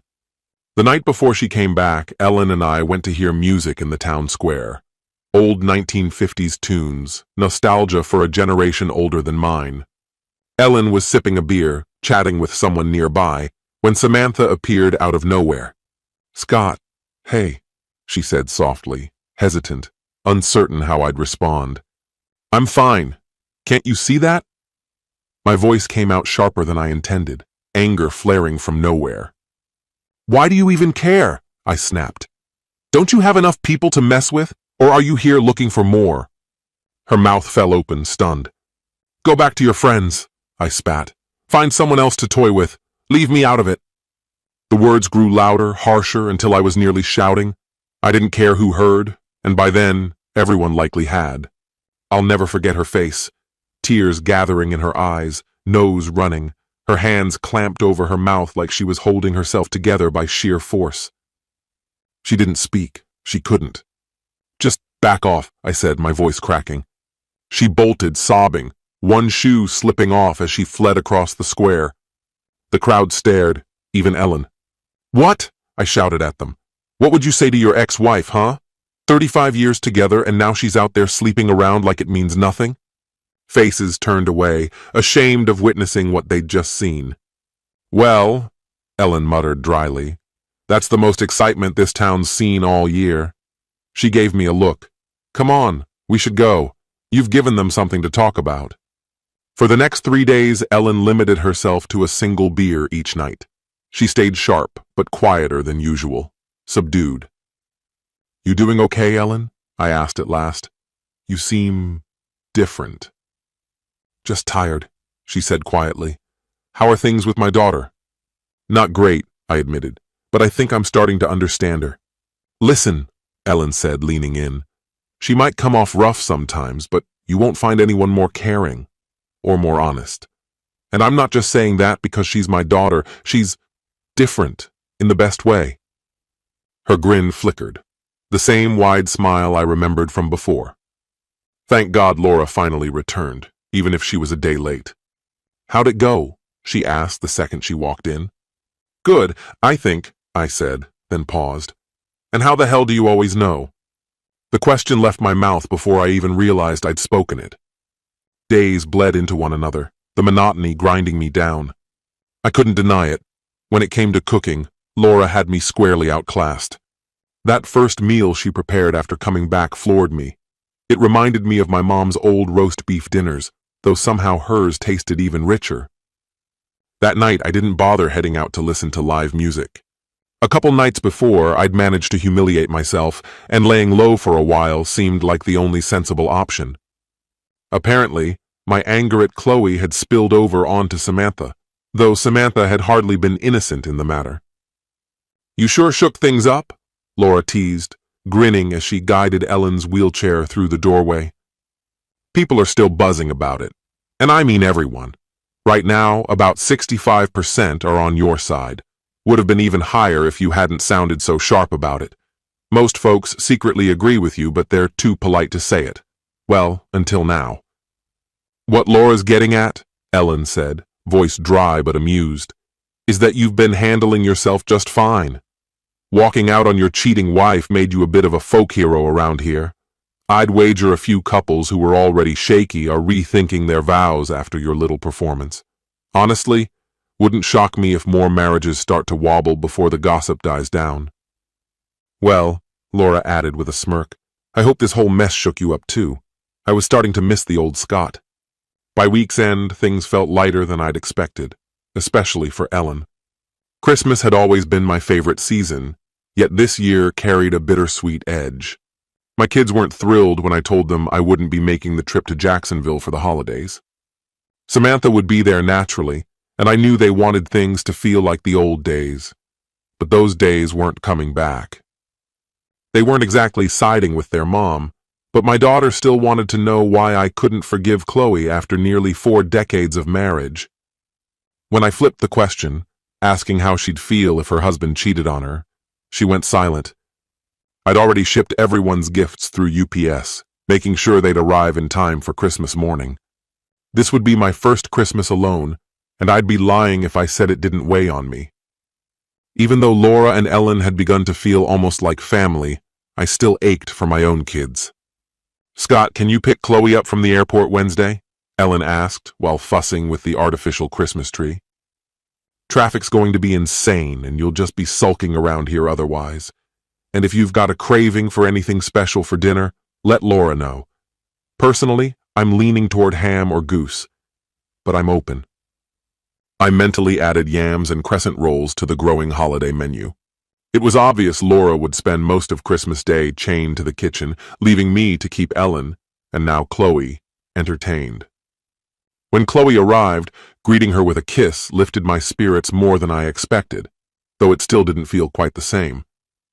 We held hands, traded light conversation, and she teased me mercilessly during the drive back. After helping her get settled, I started mixing celebratory drinks. By the time she reappeared, dressed warmer, my mood had already begun to thaw. Feels incredible to escape the snow, she said.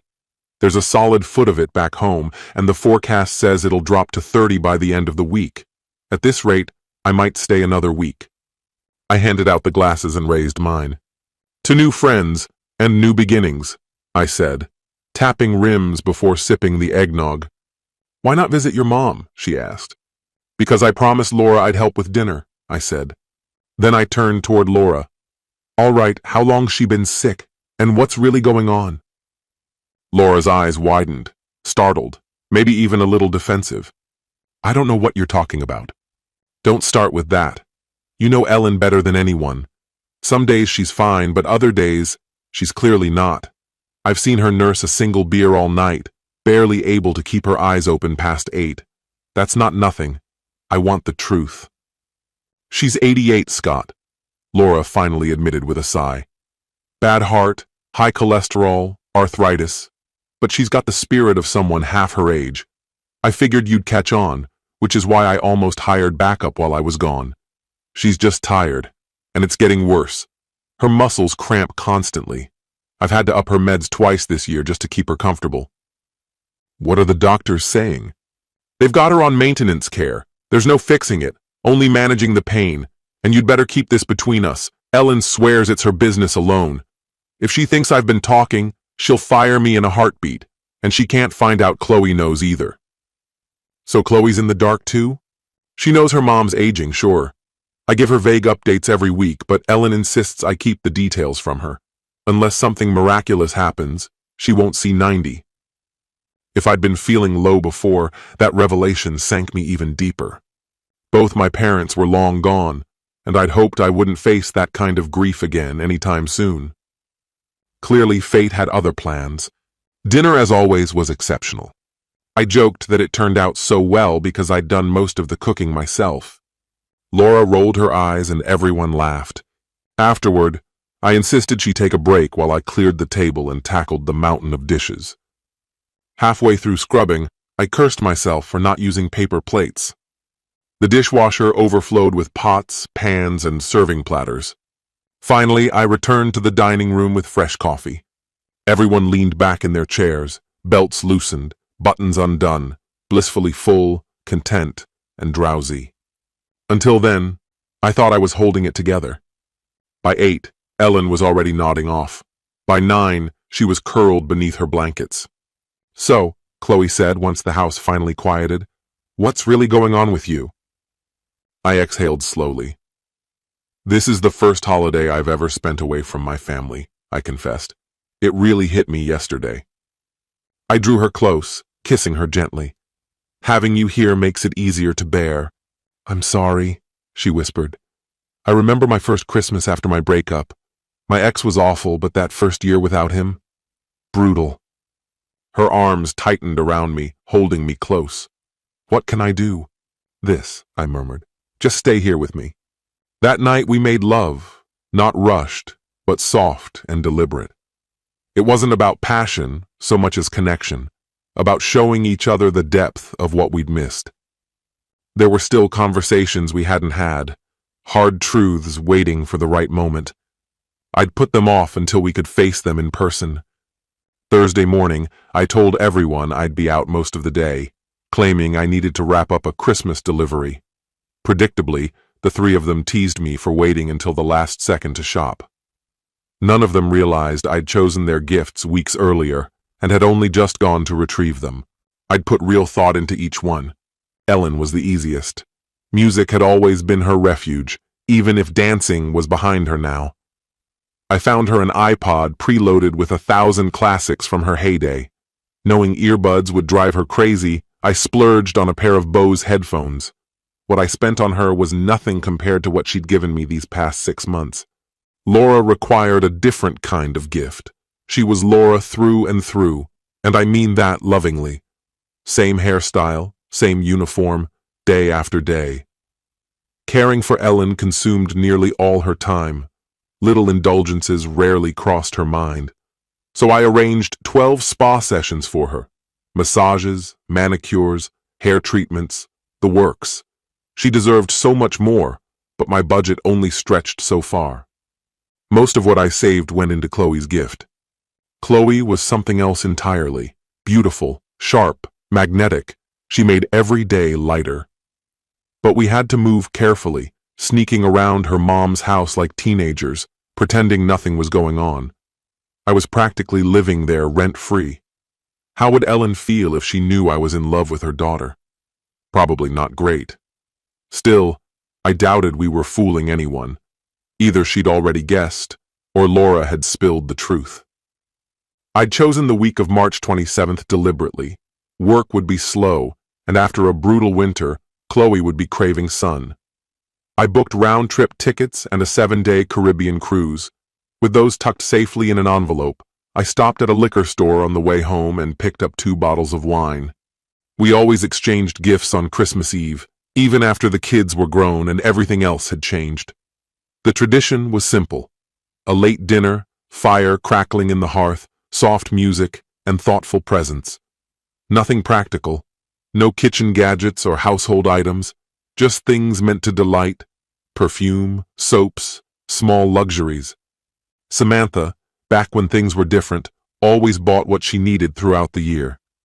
Christmas wasn't about needs. It was about surprising her with something she'd never buy for herself. I never cared much about my own gifts. What mattered was that spark in her eyes when she unwrapped hers. That look was worth more than anything money could buy. Dinner that night was modest: fresh salad, a vegetable casserole, stuffed chicken breasts, pecan pie baked in the oven, waiting for dessert once the gifts were opened. I felt like a kid again, restless, wired with anticipation, nearly bursting as everyone gathered in the living room.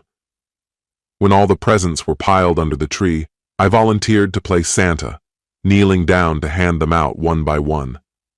No one really knew what to get me, but they came close: chocolates, wine, exotic jams, mixed nuts, safe bets I genuinely appreciated.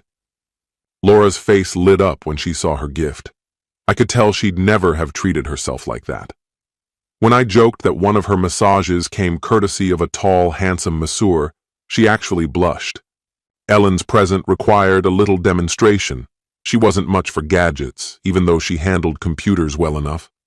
I showed her how the iPod worked: playlists sorted by artist, album, and genre. When I slipped the headphones over her ears and queued up Elvis, her whole face transformed. I promised her a Bose docking station was already ordered, so she could charge it and play her music out loud whenever she wanted. She hugged me tight and kissed my cheek. Finally, it was Chloe's turn. I'd planned to save her surprise, maybe reveal it later, but I changed my mind at the last second. She opened the first envelope and found the plane ticket. Her smile warmed instantly. "A warm getaway sounds perfect," she said. Then I handed her the second envelope. Her brow furrowed in curiosity. She hadn't expected another. She glanced at me, hesitated, and carefully opened it. Inside was the cruise ticket. For a heartbeat, she was silent, staring, her expression unreadable. My chest tightened. Had I gotten it wrong?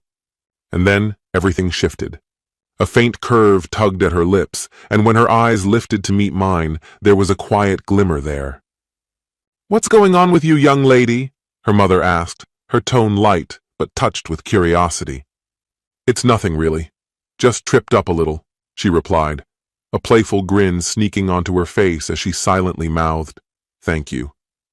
After we all exchanged thanks for the gifts, Laura slipped away into the kitchen to fetch dessert. Chloe lowered herself into the chair beside me.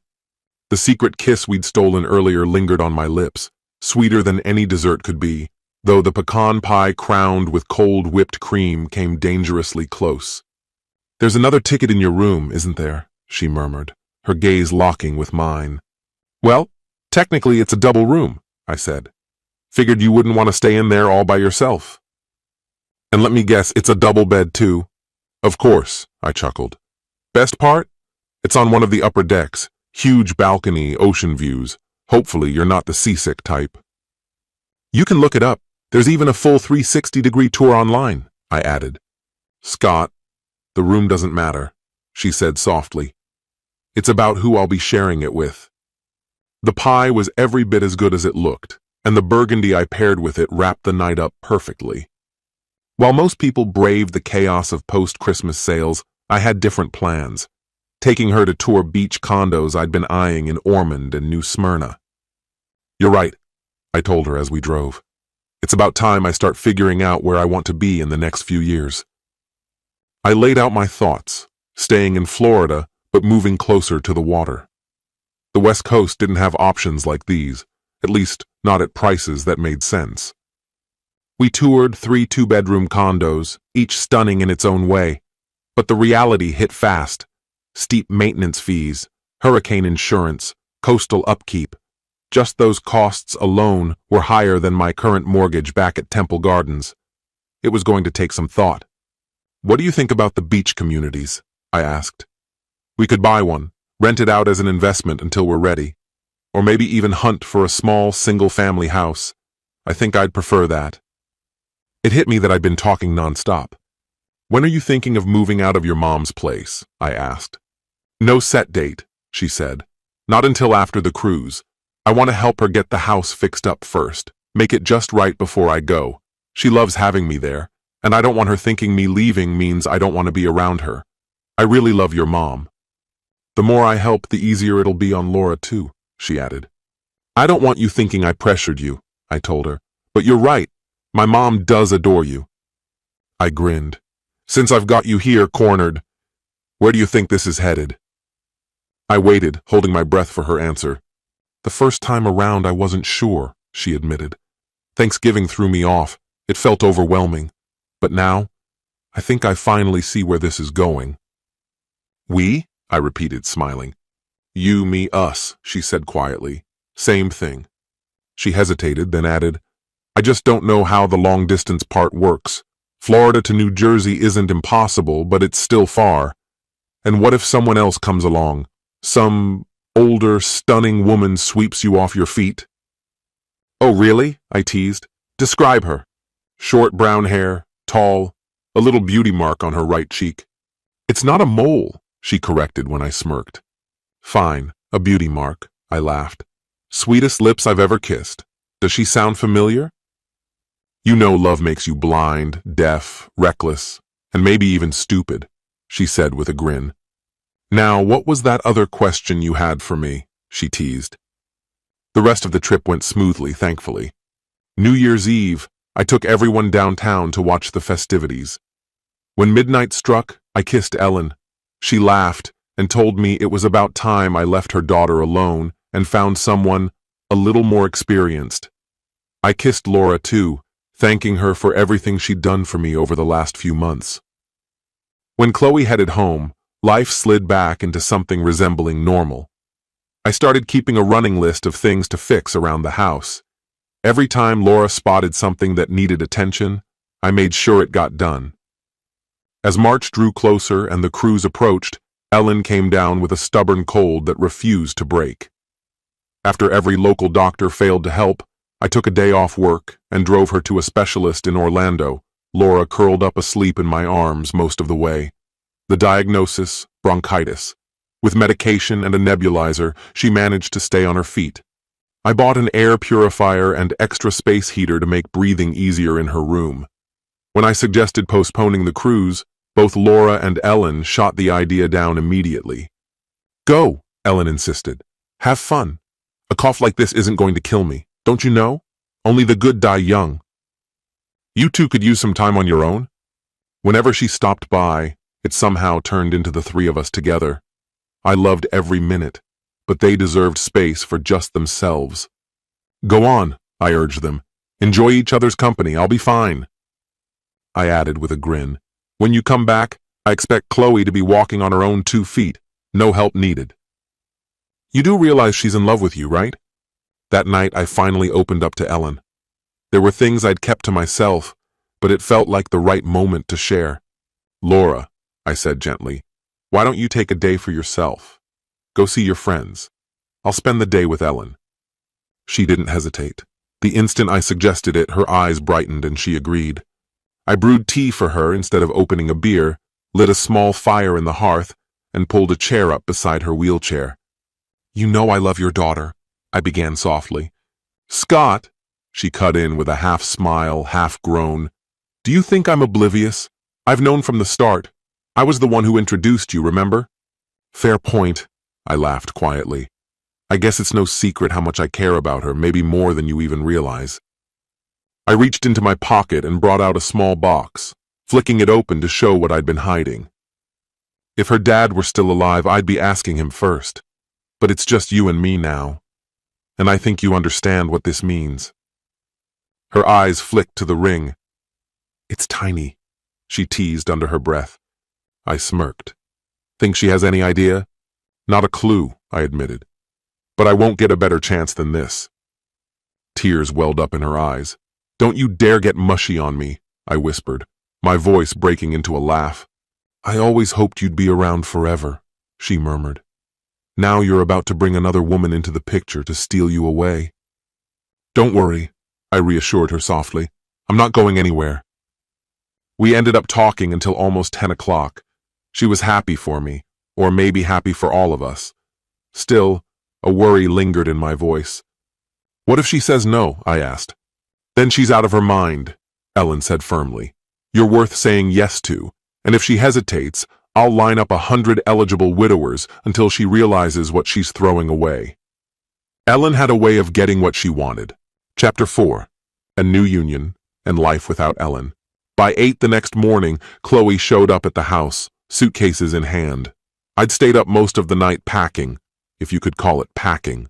Basically, I shoved nearly everything I owned into one oversized bag. "And people say women overpack. Are you seriously carrying everything in there?" Chloe asked, laughing. "Everything but the Mustang," I joked. "We'll grab that on the way." I gave it a half-hearted lift before realizing it was a job for someone stronger, or at least someone with a luggage cart. Passport? Check. Driver's license? Check. A few bills and a single credit card? Check. I'd gone through the agency's checklist at least 10 times. The very last thing I packed was motion sickness tablets. No way I was risking it. We said our goodbyes. Ellen hugged me tightly and whispered, "Good luck," in my ear. A quick cab ride brought us to the warehouse, followed by a 3-hour drive to the port. Plenty of time to talk about the trip, to daydream about what lay ahead. It was my first cruise. I was buzzing with excitement. I kept all the important things, especially the ring, in a small backpack I refused to let out of my sight. Not until we were in our cabin and settled would I even think of letting it out of my hands. Even the express check-in dragged, and our luggage didn't show up until after muster, the mandatory drill explaining what to do in the unlikely event we needed to abandon ship.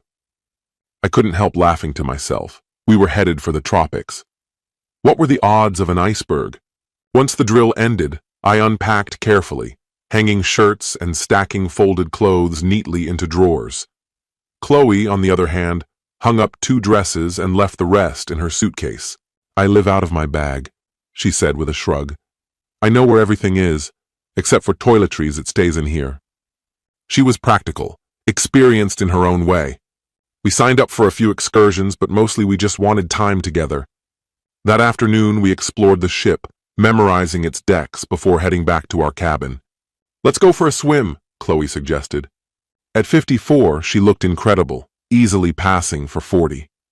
More than once I caught strangers staring, teenage boys, older men, anyone with a pulse. It got to the point where I hated leaving her side. Case in point. I left for the buffet to grab some fruit and soft drinks. When I came back, some guy was sitting in my lounger, chatting her up. Even with his eyes hidden behind tinted lenses, it was impossible to miss what had captured his attention. I froze mid-step, arms overloaded with plates, when their faces turned toward me in sudden recognition. "Sweetheart, you made it back. Scott, this is Don." "Don, this is Scott." Scott gave a crooked grin. "I'd shake your hand, but looks like yours are already spoken for." He rose slightly, glancing at Chloe. "Maybe I'll catch you later, Chloe." "Chloe," I murmured, barely looking away from her as I shifted the plates. "Let me help you with those." She stood, collecting the empty shot glasses with careful hands. From that moment on, I hardly let her out of my sight. That evening, dinner came later than usual. After we changed into something more relaxed, we wandered the open decks together until about 8, sea breeze tangling her hair as we passed crowds gathering near the dining hall. Within minutes, we found our assigned table and settled in. I ordered us cocktails and a bottle of wine to carry us through the meal. 3 other couples joined us not long after. John and Tracy, both somewhere in their 50s, introduced themselves first. Beside them were Linda, barely out of her teens, and her new husband Paul, their post-wedding glow radiating from across the table. The last pair arrived fashionably late. Kevin, mid-40s, and April, who couldn't have been older than 29, a pairing that silently announced itself as trophy wife without either of them saying a word. We traded introductions, realizing we hailed from every corner of the country, each of us living wildly different lives.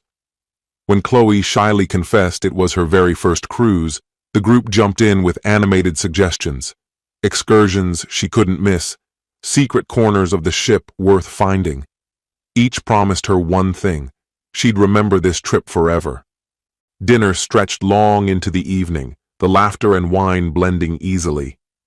Later, Chloe fumbled with the cabin door, struggling with the stubborn lock until a passing steward rushed to assist. My clumsy attempt to help ended with me sprawled flat on the floor, and that's when I noticed the sharp ache radiating up from my right ankle. The infirmary visit was quick but unwelcome, a mild sprain. "Stay off it for a couple of days," the ship's doctor advised, wrapping the ankle neatly. "2 pills, 3 times a day. Keep it elevated." He handed me a bottle of oversized white tablets that could have passed for aspirin. "Fantastic," I muttered as he tightened the bandage, standing hurt, but not enough to stop me. Chloe laughed, shaking her head. "I swear I can't take you anywhere. Guess you're officially on bed rest." "Not happening. First cruise or not, I'm making the most of this trip, even if it kills me." We skipped our usual walk along the deck that night, but we did venture to the ship's nightclub. I claimed a spot near the dance floor, propping my leg up on an extra chair while the bass thudded through the walls and colored lights flashed across the room. Conversation was impossible over the music, so we settled for people watching instead. When a few men asked Chloe to dance, she politely declined. "Go on," I encouraged. "I'll be fine." "You sure?" she asked, glancing at my ankle. "Positive. You love to dance. Don't worry about me. I'll be the happy cripple in the corner." I exaggerated a pout until she laughed and blew me a teasing kiss. "Maybe we should head back and have our own private dance," she whispered with a grin. "Plenty of time for that later," I replied. "Right now, go have fun." For the next couple of hours, she danced with anyone who asked. She never accepted a slow song, but when someone invited her into a salsa, she owned the floor, easily the most magnetic dancer in the room. We finally left close to 3 in the morning, Chloe glowing with exhilaration. "I can't remember the last time I had this much fun," she said, still catching her breath. Back in our cabin, we undressed and stepped onto the balcony, the warm ocean wind wrapping around us. I kissed her hand, whispered how perfect the night had been, then scooped her into my arms and carried her back inside. With the balcony door cracked open to the sound of the waves, we made love recklessly, then fell asleep tangled together. The next morning, breakfast wasn't in the dining hall. We chose the buffet on the Lido deck instead. Afterwards, the ship docked at Key West, and Chloe practically buzzed with excitement at the thought of shopping downtown. The streets teemed with tourists. After about an hour of wandering, pain began throbbing through my ankle again. "Babe," I admitted reluctantly, "I've got to head back before I push this too far." Disappointment flickered across her face. "Go ahead and shop," I insisted. "I'll meet you back on the ship." "You sure?" she asked for the second time. "I'm sure," I said, kissing her deeply. "Just don't blow our budget on souvenir junk." She laughed, and I limped my way back. What had taken 30 minutes earlier now dragged into almost an hour. By the time I reached the cabin, sweat soaked through my shirt and every step burned. I iced the ankle, propped it on a pillow, and downed 3 of those ridiculous pills. From the balcony, I watched the pier below, streams of passengers wandering back toward the ship, the view almost enough to dull the pain. By the time I spotted Chloe heading down the pier toward the ship, the clock had already crept past 4:30. She wasn't alone. 2 men walked with her. One I recognized immediately. Don, the guy I'd met earlier that day. The other was a stranger whose name I could only guess at. Don had already mentioned seeing Chloe around before, and from the grin plastered across his face, it was obvious he hadn't forgotten her. Chloe was lugging 4 massive bags stuffed with clothes, and for the next hour she proudly emptied them onto the bed, showing me every single piece. when she held up a tiny neon pink swimsuit, so small it looked like it could fit in my palm. I couldn't stop my mind from wandering. Whatever crossed my face must have given me away, because she smirked knowingly. "Relax," she teased, holding the bikini up to herself. "If you've got it, flaunt it. And if you don't, flaunt whatever you've got anyway." She explained she planned to wear that particular suit at a special tanning bed. My confusion must have shown because she laughed. "It's topless," she clarified. "Adults only. I'm going home without a single tan line this time. And don't worry, you're coming with me." An hour later, we were stretched out on that sun deck. Nothing between us and the ocean breeze but thin swimsuits and sunscreen. I rubbed lotion across my shoulders and legs, hitting spots that hadn't seen daylight in months. Every so often, my hands wandered farther south than they probably should have. Chloe just smiled and whispered, "Later." Everything felt perfect, until Dawn appeared again, this time with the other guy in tow. My mood soured instantly. Chloe leapt up, grinning wide. "You remember Dawn?" she said brightly, motioning toward him. "And this is Paul. Met them downtown earlier." Paul, shaded behind dark sunglasses, glanced at me. "How's the leg holding up, Scott?" "Much better," I lied with practiced ease. "Should be fine tomorrow." The two of them dropped into chairs beside Chloe, filling the air with non-stop chatter. Meanwhile, I sat there stewing as guy after guy wandered past, throwing appreciative looks her way. Finally, I cut in. "You're going to fry out here," I said flatly. "We should get you out of the sun before it wrecks the rest of the trip." "You're probably right," she admitted. "See you guys at the club tonight?" With that, she slipped her top over her head, said nothing more, and we left. Dinner that evening was incredible. Too incredible. We both ate far more than we should have. I limited myself to one glass of wine, especially after Chloe suggested walking off the meal on deck. My ankle throbbed with every step, but I popped 2 more painkillers and told her I was fine. By the time we reached the club, I was still limping, but I forced myself to ignore it. The place was packed wall to wall. We found a tiny table in the back, and I managed 3 dances in a row, first fast, then faster, and finally, a slow one. That last song did me in. The pounding in my ankle became unbearable. I stumbled back to our table, dripping sweat and breathing hard. That's when Don reappeared, this time without his sunglasses. Up close, he looked younger than I expected, maybe 40 at most. He asked Chloe to dance, and I, desperate for a break, told her to go for it. That was the last time I saw her at our table for nearly 2 hours. Not that I didn't see her at all. She was on the dance floor the entire time, spinning and laughing with Don, Paul, and 2 other guys I didn't recognize. At one point she waved in my direction, but after 3 slow songs and more than a few drinks on my end, I finally decided it was time to bring her back. I crossed the floor and found her mid-conversation with 2 strangers. She was holding a drink, definitely not her first. One guy's arm rested casually across her shoulders, while the group around her laughed and shouted over the music. "Honey," I said, eyeing the arm around her, "I think we should call it a night." The guy dropped his arm instantly. "But it's still early," Chloe protested, pouting. "I haven't danced this much in forever." "There's always tomorrow," I countered, extending my hand. She sighed, turned to her new friends and said, "Guess I'll see you guys tomorrow." They didn't look thrilled about it. Chloe stumbled slightly as we left, swaying to the beat of the music all the way back to our cabin. The second the door closed behind us, she nearly tackled me. "I want you so bad I can't stand it," she whispered, tugging her dress over her head, only to lose her balance and hit the floor. The shock must have sobered her instantly, because she slapped a hand over her mouth and bolted for the bathroom. A minute later came the unmistakable sound of dinner and every drink she'd had, coming right back up. I stepped out onto the balcony, giving her space to recover. 10 minutes later she emerged, eyes glazed and cheeks pale. "I think I overdid it," she admitted weakly. "Everyone kept buying me drinks. I must have lost count." I wanted to comfort her but swallowed my words. This romantic cruise was already veering far off course. Did we end up making love that night? Not a chance. 5 minutes later, she was out cold, snoring softly beside me. I went to bed praying tomorrow would be better. It wasn't. The next morning I slipped out while she slept and limped to the cafeteria for breakfast. Only one other passenger was there, a man accompanied by his trophy wife. He asked about my leg and I told him it was almost healed. "Taking it easy today," I said. "Should be back to normal by tomorrow."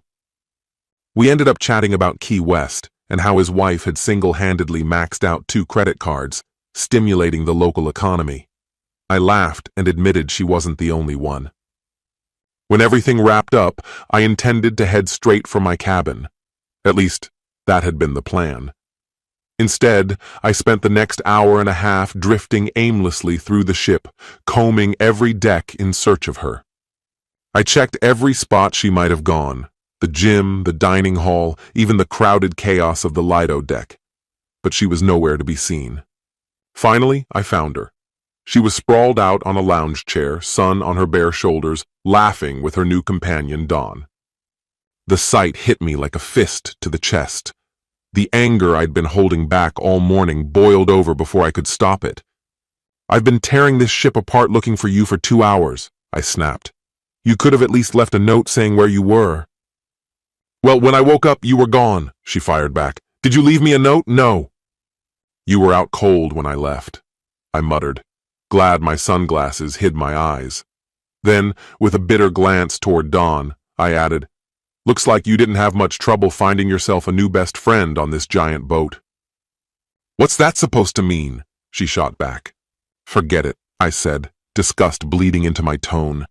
"Maybe I should go," Dawn murmured, shifting as if to stand. "No, don't go," Chloe said sharply. "Scott's just being an ass. Stay." "Yeah, Dawn, stay," I sneered. "If anyone's looking for me, I'll be somewhere else." With that, I stalked off. She yelled something after me, but I was already halfway down the stairs and couldn't hear a word. The ship thrummed with non-stop activity, dance lessons in the afternoons, art auctions that drew thick crowds, gambling workshops, poolside contests, and parties that seemed endless on the Lido deck. I eventually wound up in the gym, grinding away on a stationary bike despite my throbbing ankle. Staring at the endless stretch of ocean got dull fast, so I wandered into the dry sauna and later into the hot tub where 4 strangers were already soaking. The heat dulled the ache in my leg, but did nothing to ease the irritation simmering inside me toward Chloe. By 4 o'clock, I made it back to the cabin, still empty. She hadn't returned since that morning. I changed clothes and killed 2 hours at the art auction. Honestly, the prices people paid for glorified junk were unbelievable. Something about vacations must loosen wallets, but not mine.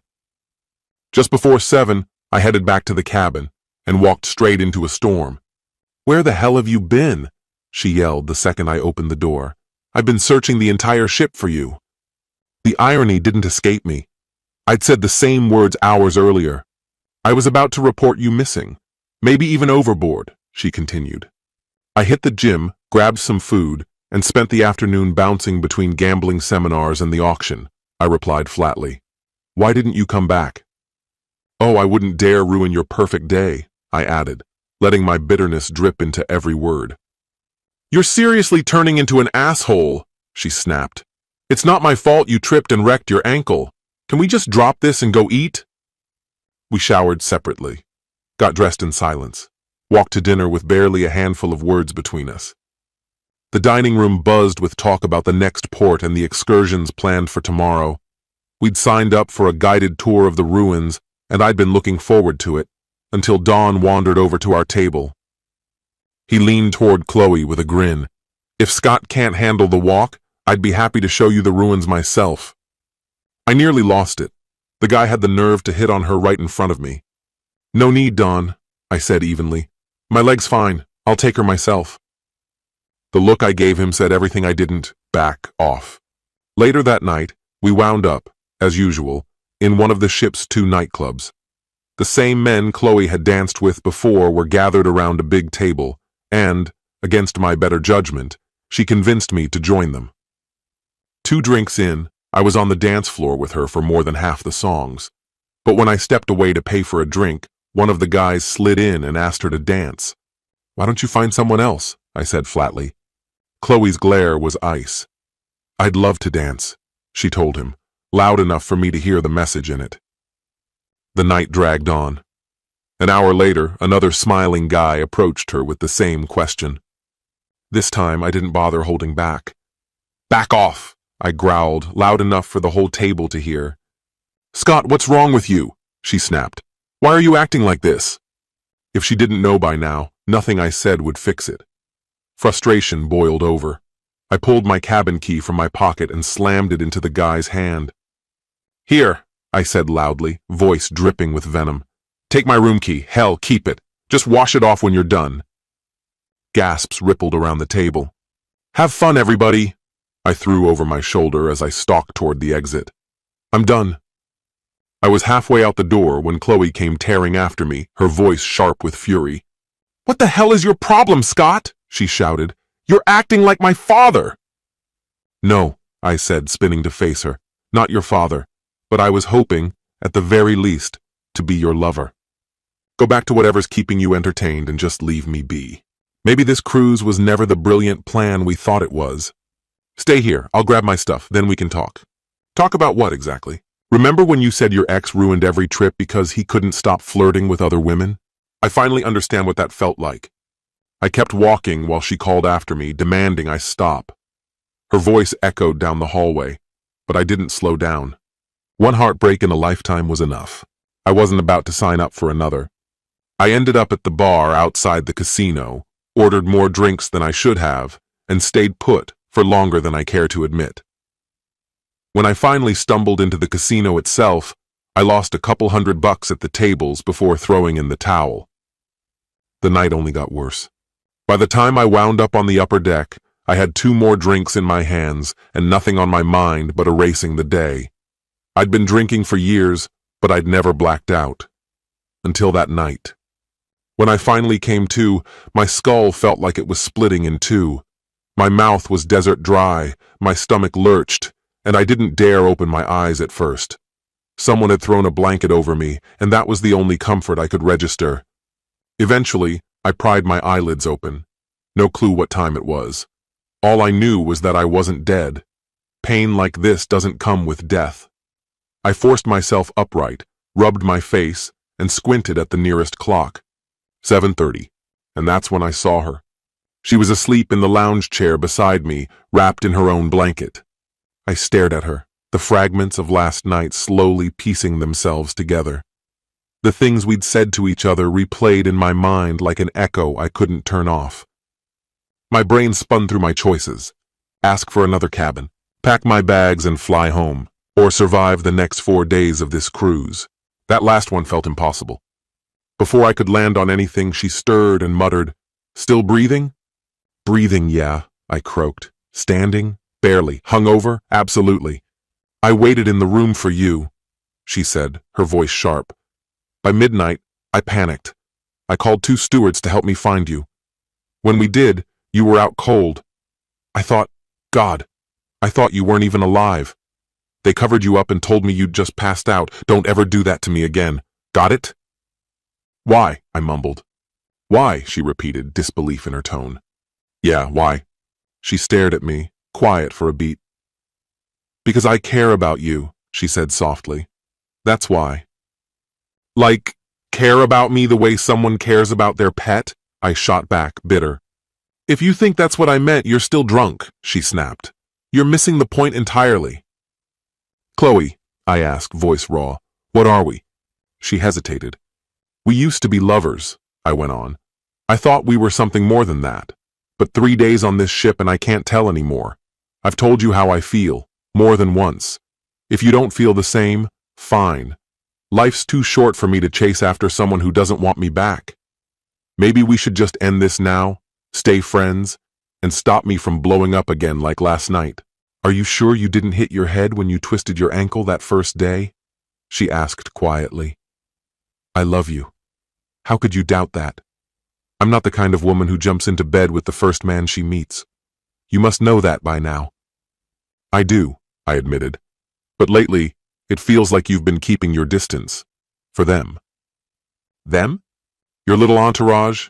Every night it's the same story. Remember how you felt when your ex flirted with women right in front of you? That's me now. You've had 4, maybe 5 guys orbiting you nonstop for 3 days. Don't tell me you haven't noticed.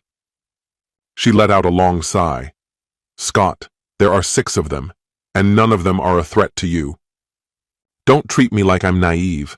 I see the way they look at you. Her lips curved into a grin, amusement lighting her face. Then she laughed. I don't see what's funny, I muttered, irritation sparking again. Scott, she said between laughs. They're gay, all of them. Dance instructors, from Minneapolis, Denver, Newark. And those other 10 people you've seen them with, their partners, the guy who planned the whole trip? Trust me, he wasn't eyeing me. If anything, he was probably eyeing you. She dissolved into another fit of laughter. You should have seen their faces when you went off last night, she added, wiping tears from her eyes. I froze, torn between embarrassment and relief. Look, she said gently, I love you. I want us to work. I just don't know how we untangle this mess. But if you can let go of the anger for 5 minutes, I know exactly what we've been neglecting since we stepped on this damn ship, and I plan to fix that right now. We slipped past the crowds, heading back to our cabin. The rest of the day vanished behind a locked door. For the record, those showers, barely big enough for 1 person, let alone 2. The bathroom floor was soaked, towels everywhere, but neither of us cared. By the time we got dressed for dinner, we were half exhausted from laughing and completely out of clean towels. And that night, she wore a dress that left almost nothing to the imagination. Heads turned, every single one. As she walked past, every man seated in the dining room paused mid-conversation, their eyes following her. She leaned toward me, lips curved into a sly grin, and whispered something meant only for my ears. The words hit me like lightning. My chest tightened, heartbeat quickening, and I struggled to keep my face neutral. The meal itself was flawless, as usual. Rich flavors, warm laughter, and lively chatter filling the air. Yet, as dessert drew near, my thoughts drifted back to the real purpose of this evening. While she turned to speak with the woman beside her, I quietly placed a small velvet ring box on the empty plate in front of her. To my quiet horror, when she turned back, Chloe didn't notice the box immediately, though nearly everyone else at the table did. I stayed still, feigning calm, while anticipation coiled tight inside me. Finally, as servers returned with dessert, her gaze dropped to the plate. The moment her eyes landed on the box, she gasped. She flipped it open, and a joyous cry escaped her lips before she threw her arms around me. She kissed me hard, and I lifted her off the floor, dropping to one knee in front of the entire room. Her eyes glistened with tears as I asked the only question that mattered. Yes, yes, 1,000 times yes, she shouted. The dining room erupted. Applause, cheers, strangers calling out congratulations. Champagne appeared out of nowhere, and the celebration carried on late into the night. Chloe couldn't stop admiring the ring. White gold, just over 3/4 of a carat, framed by slim baguette diamonds on each side. Later, as we strolled past the ship's club, she asked me to wait outside for a minute. Moments later, 6 rowdy men burst through the door, laughing, shaking my hand, shouting, "Man, you're lucky!" I laughed too, apologizing for my earlier outburst, and by the time we parted, we were all friends. That night, Chloe and I stayed up talking until sunrise, reminiscing about how we'd gotten here, imagining what was ahead. We didn't have answers for everything, but it felt right. The next morning, we skipped breakfast and wandered to the Lido deck in shorts and flip-flops. Even tucked into a quiet corner booth, we couldn't escape the flow of well-wishers stopping to congratulate us. Half teasing, I told her we should quit our jobs and live on love alone. She laughed, shaking her head. "Maybe in our 20s, she said softly. But now, life's a bit more complicated." Still, we agreed on one thing. We wanted a home by the beach. Something modest, 2 bedrooms, 1 bath, and a spacious terrace sounded ideal to me. Chloe, however, insisted on adding a screened-in pool and a hot tub. She laughed, recalling how her mother had predicted this moment long before the cruise. "That's Ellen for you," I said. "She always gets what she wants." Chloe squeezed my hand and whispered, "Guess I'm like her." In that moment, I realized I'd finally gotten exactly what I wanted too. That night at dinner, we were still the center of attention. Even the ship's captain stopped by to offer congratulations. When dessert came, the staff surprised us with a cake etched with our names. The flavor was unforgettable, soft, rich, perfect. We shared the leftovers with the table beside us, prompting one couple to joke that they'd renew their vows if it came with another cake like that. The final 2 days passed in a blur of closeness and celebration. Chloe's flight home was the morning after we docked. I was due at work Monday. Neither of us wanted to think about the goodbye.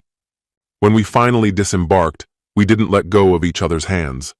We drove straight to Ellen's house, arriving a little after 1 in the afternoon. She and Laura were already in the living room, waiting and chatting. "So, how was it?" they asked. Chloe burst out laughing.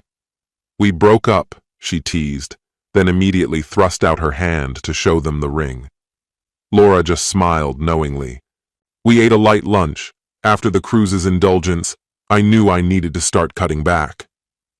Chloe recounted the highlights of the trip, including my awkward run-in with her new friends. "Scott, I'm shocked you didn't lose your temper," Ellen exclaimed. "My husband would have." She laughed, shaking her head. "So, when's the wedding?" Chloe and I exchanged glances. "That's the million-dollar question," I said. "We haven't even figured out where we're living yet, let alone the ceremony." Ellen sighed dramatically. "Well, I'm not getting any younger. Don't you dare wait until I'm gone to get married." I couldn't figure out what all the commotion was about. It's not like we were inviting the entire county. Scott's kids and a handful of close friends, plus your side of the family, that was it. 50 guests at most. And honestly, we could just do it at home if that's what you wanted. That idea stuck. Simple, no nonsense, and weirdly enough, perfect. Why not do it this weekend? Celebrate now, honeymoon later. The cruise wasn't happening anyway, but that didn't matter. No one, straight, gay, or otherwise, was going to come between me and my bride this time. That night, lying in bed, we whispered plans into the dark. By breakfast, we knew exactly what we were doing. "Easter weekend," Chloe announced. "Good Friday's already a holiday for us. We get married Saturday. Everyone's free, honeymoon in June." And just like that, the date was locked. Everything kicked into overdrive. Ellen lit up like fireworks. She and Chloe pulled Laura into the chaos, and the 3 of them dove headfirst into planning. I stayed out of the way, letting Chloe and her mom take charge. The kids were thrilled when I told them, though naturally they'd be staying with my mom, who wasn't invited. Within weeks, every detail was ironed out. Food, cake, music, officiant, even a bartender, all set. Marriage license in hand, all we had to do was wait. After the cruise, I'd gotten used to waking up next to Chloe every day. Video calls helped, sure, but they didn't come close to the real thing. 3 weekends later, I couldn't stand it anymore. I drove over after work and surprised her. We spent the whole weekend wrapped up in each other, laughing, eating bad pizza, drinking cheap wine and beer, blissfully happy. The days leading to the wedding felt endless. Ellen, meanwhile, was back in full force, sharp-tongued, loud, unstoppable. We were in the town square one afternoon when she proudly announced to anyone who'd listen that her daughter was marrying the best-looking man on 2 legs. Samantha never congratulated me, not once, and I didn't have to ask why. As the date drew closer, Ellen started looking run down. I worried she was wearing herself thin. She swore she'd never felt more alive. "What can I do?" I asked Laura one evening. "I don't want this wedding to be the thing that kills her, you understand?" "Scott, relax," Laura said. "It's all under control. Everything's set.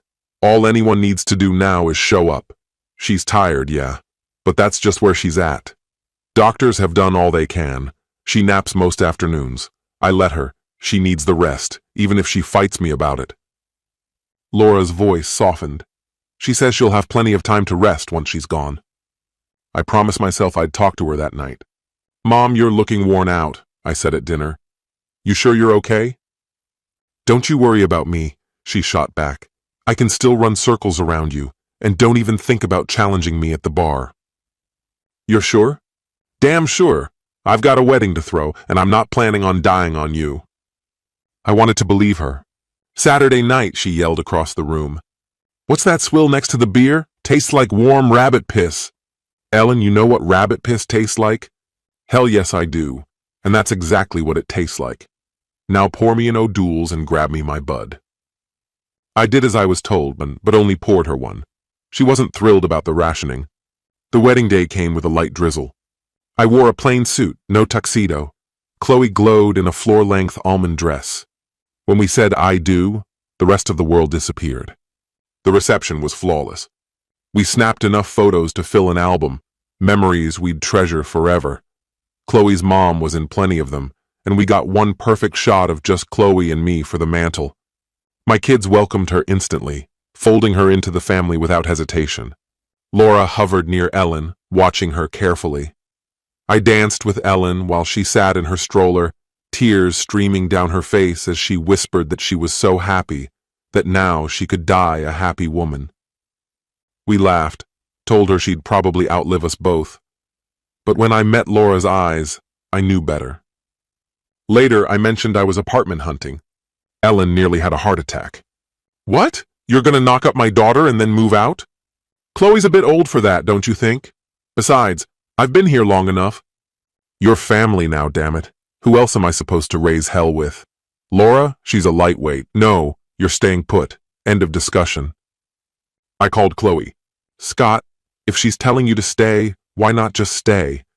At least for a little bit, Mom urged, leaning on Laura's earlier argument to reinforce her own. Laura says you've been acting like some love-drunk teenager ever since that cruise. Can't say I blame you. She wasn't wrong, and I didn't have the energy to deny it. I've already got a realtor checking out properties near the water, I told her. Either beachfront or within a block or so. I gave her a 50-mile radius to work with. She's supposed to send over photos if anything decent pops up. I miss you, I admitted quietly. I miss you too, she answered. But this won't be forever. Distance is supposed to make you miss each other more, right? Not in my case, I muttered.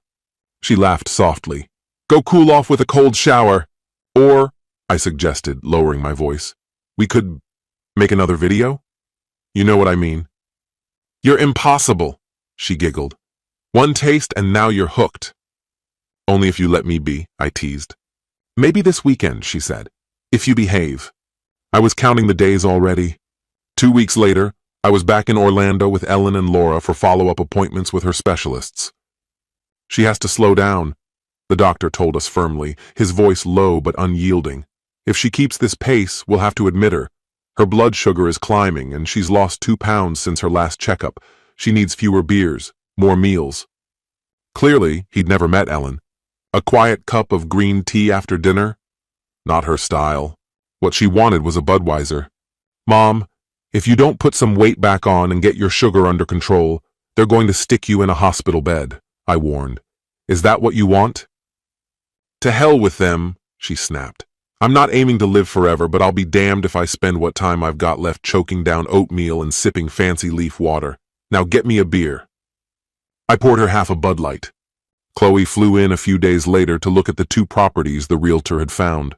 Neither was right. We updated the search, changed our criteria. She even admitted she'd be okay with a townhouse if it came to that. But nothing felt like home yet. Still, we squeezed every moment out of her short trip. 2 days felt like a week, and she left exhausted but smiling. By then, summer's suffocating heat had started to fade, and so had Ellen's strength. I kept Chloe updated every day, and even Laura, though she tried to act calm, was clearly growing more anxious. After a few tense family arguments, the doctors admitted Ellen for monitoring. Her weight kept dropping. Her appetite nearly vanished. When they placed a feeding tube, she looked ready to rip it out herself. Thursday night, around 9. I sat beside her bed, flipping absent-mindedly through a car magazine, thinking she was asleep. Then I felt her hand, thin, frail, settle on my arm. "I told you I had plans for you," she whispered, wearing a sly grin. "But you never believed me, did you?" "You might not see it," she continued, voice soft but sure. "But a mother always knows. You too, you're something special, and for the first time, I see you happy." "I guess I owe you for that," I murmured. "Now," she smirked, "get some sleep before one of these nurses decides to pump me full of sedatives." "How about I pour you a bud instead?" I offered. We shared a smile. I kissed her forehead and whispered, "I'm not going anywhere. I'll be right here when you wake up." Her fingers tightened weakly around mine before her eyes drifted closed. The next morning, I couldn't bring myself to call right away. My eyes were still swollen from the night before, and Laura had been at the hospital all night. She was running on fumes. I called a friend to drive her home so she could rest. When I finally dialed Chloe, she answered bright and cheerful.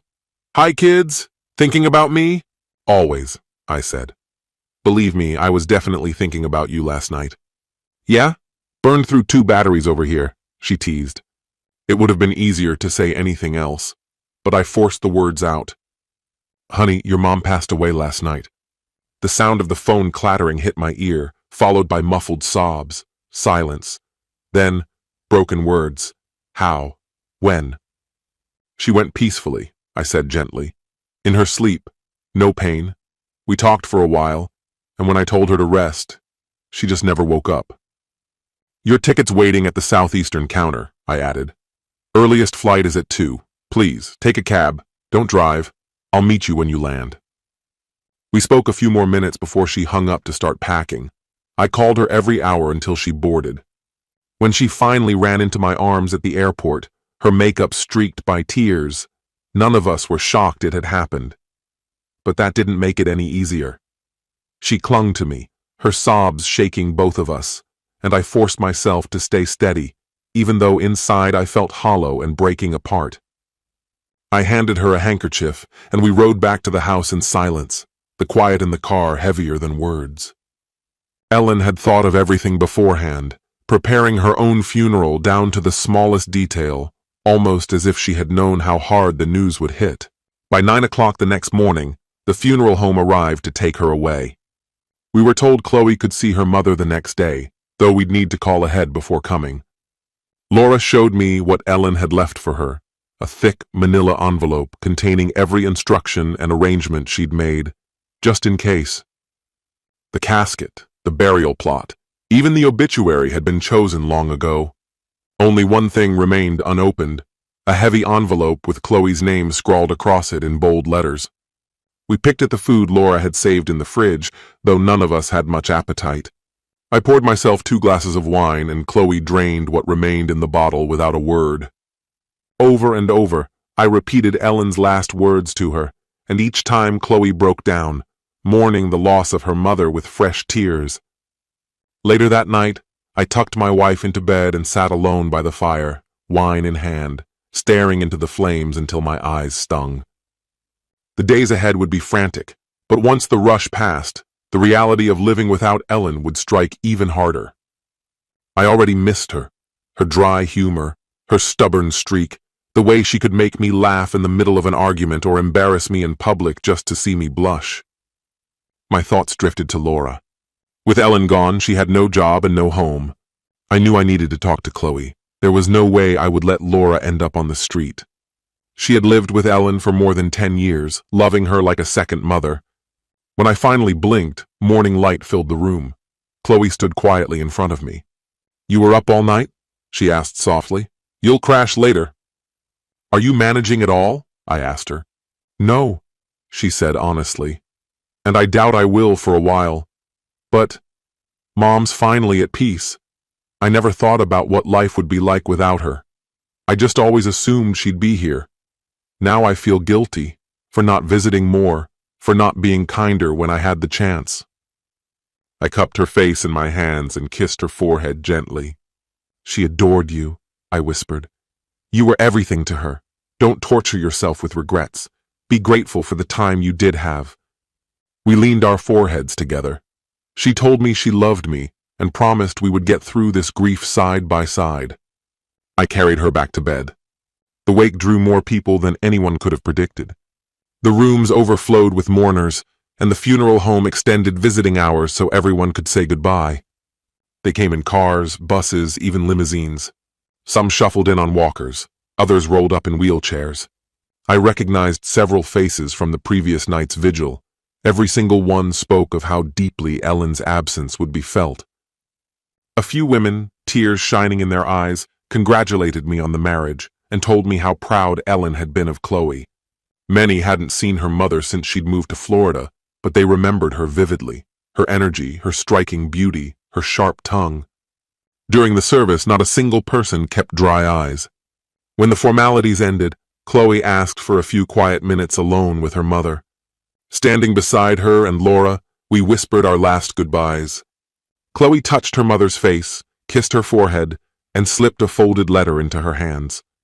The funeral director closed the casket softly and led it to the waiting limousine. The ride to the cemetery was silent. Chloe didn't watch as the casket was lowered, but she stood still, holding herself with quiet strength. When it was over, we dropped Laura at her home and drove aimlessly for hours, speaking little. Chloe said she wanted to return to the cemetery in a few days, once she felt ready, to say goodbye properly. Back in Temple Gardens, we tried to have dinner at a restaurant near the square. But after the 10th person came to offer condolences, we left. I found a quiet little spot off the main road where we could finally eat in peace. After dinner, we drove without direction and ended up at a secluded beachside motel. We walked barefoot along the shoreline, sat in the sand, and listened to the waves until midnight. There was a hollow space in her I couldn't fill, though I tried. Only time would soften it. The next morning, I let her sleep in, went to a roadside cafe, and brought breakfast back to the room. She hadn't eaten in days. I hoped this morning she might manage a few bites. "Good morning, Mrs. Morgan," I said, kissing her nose. "I slaved over this breakfast for hours, so you have to at least try it." "I made coffee and bagels," I added as she fried bacon. For the first time in days, she seemed almost hungry, a good sign. "Scott," she murmured, "I want to visit Mom's grave after we eat. Is that okay?" "Of course," I said. "And maybe afterward we can stop by the storage unit, grab my Mustang, and take it out for a ride. I might even let you drive." She rolled her eyes. "Why don't you just keep it at the house instead of locking it away every other month? That car was meant to be driven. If it were mine, I'd take it to work every day." "Kid, it's a classic," I said with a small grin. "I don't want to rack up miles on it. Someday it's going to be worth a fortune." Unless it had already racked up thousands of miles, I figured it would hold up just fine. I said it out loud, though I could see she wasn't really paying attention. She only gave me a faint smile and murmured, "If you say so." At the cemetery, the tears came without restraint. The soil was still wet, heavy with yesterday's storm, and it felt like the weight in our chests would linger for what seemed like forever. I pulled her into my arms, whispered that I loved her more than I could ever express, and swore I'd do everything I could to help her find herself again. "You really love me, don't you?" she asked softly. "This isn't just lust, or some way to fill the emptiness your ex-wife left behind. You love me. Me. Do you remember what the vows say? In sickness and in health, till death do us part," I replied. I meant every single word.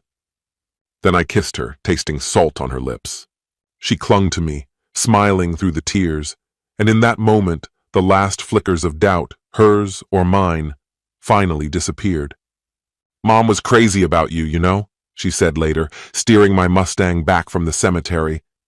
I kept my eyes on the road ahead, jaw tightening slightly, until we pulled into the driveway 10 minutes later and picked up the conversation again in the bedroom. "As I was saying," she continued, slipping into more comfortable clothes, "Mom really loved you."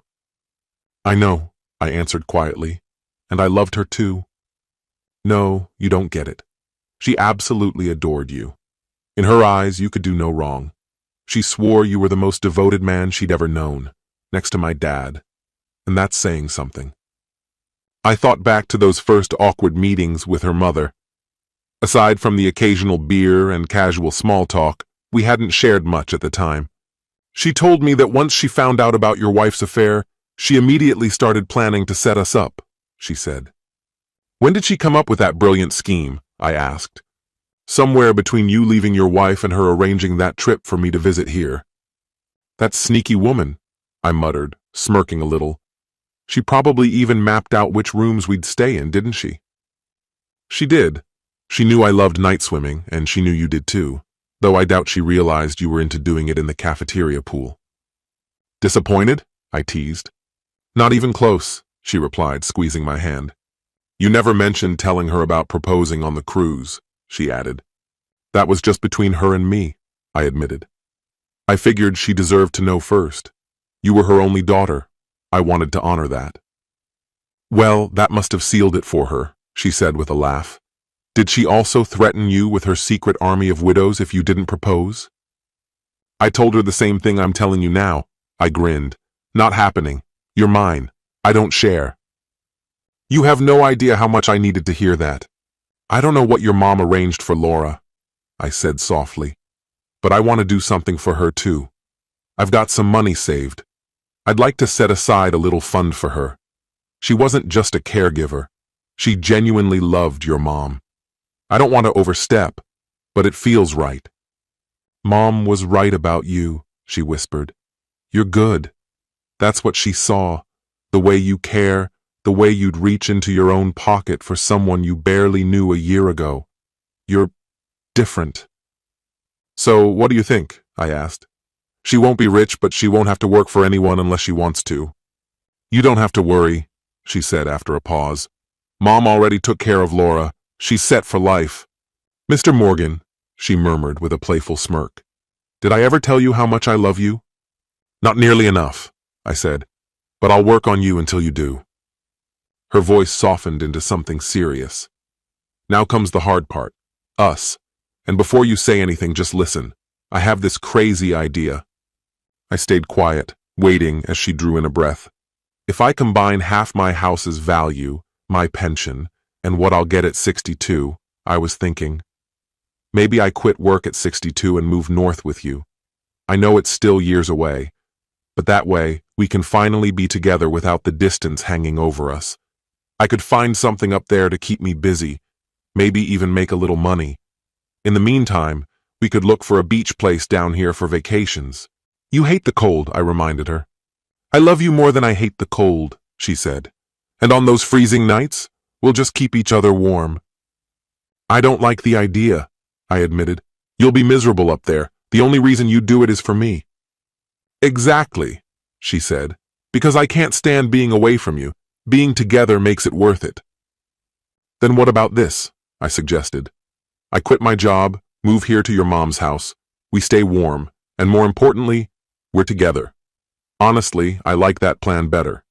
Even if you stop working, we'll figure it out.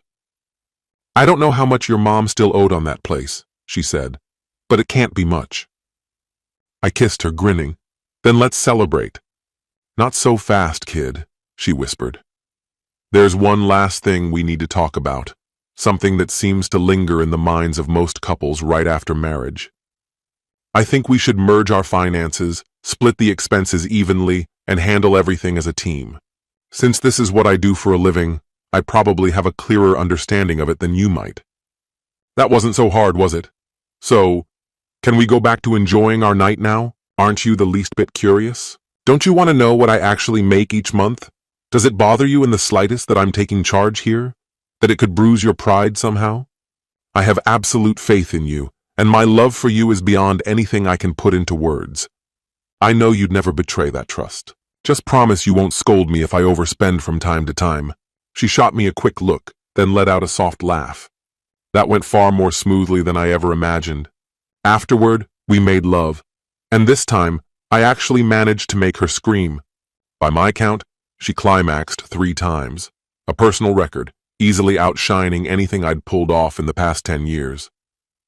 I lay there gasping for air while Chloe rested beside me, cheeks flushed, fanning herself as we both basked in the afterglow. If this is how you act when I let you take the reins, she teased. Maybe I should do it more often. You never have to worry about carrying anything alone, I told her.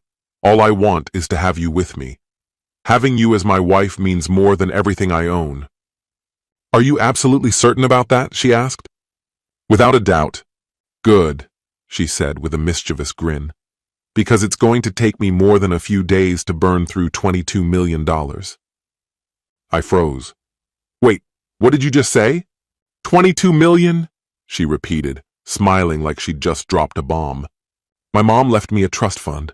It's got a little over 22 million in it. Well, I said, stunned, that means we can do far more for Laura than I thought. Scott, Laura doesn't need a dime from us, Chloe replied. Mom left her 2 million and even bought her a brand new apartment. She studied me for a moment, her expression softening. I've known for a long time the kind of man you are. I just didn't want to hurt your pride by telling you too soon. So, she added playfully, you file your paperwork, I'll file mine, and then we'll go find a little beach house with a pool. From that moment on, life felt so much easier. Every night, as I drifted into sleep, I silently thanked Ellen and remembered the words she used to repeat to me. Scott, I have plans for you. And as it turned out, she truly did.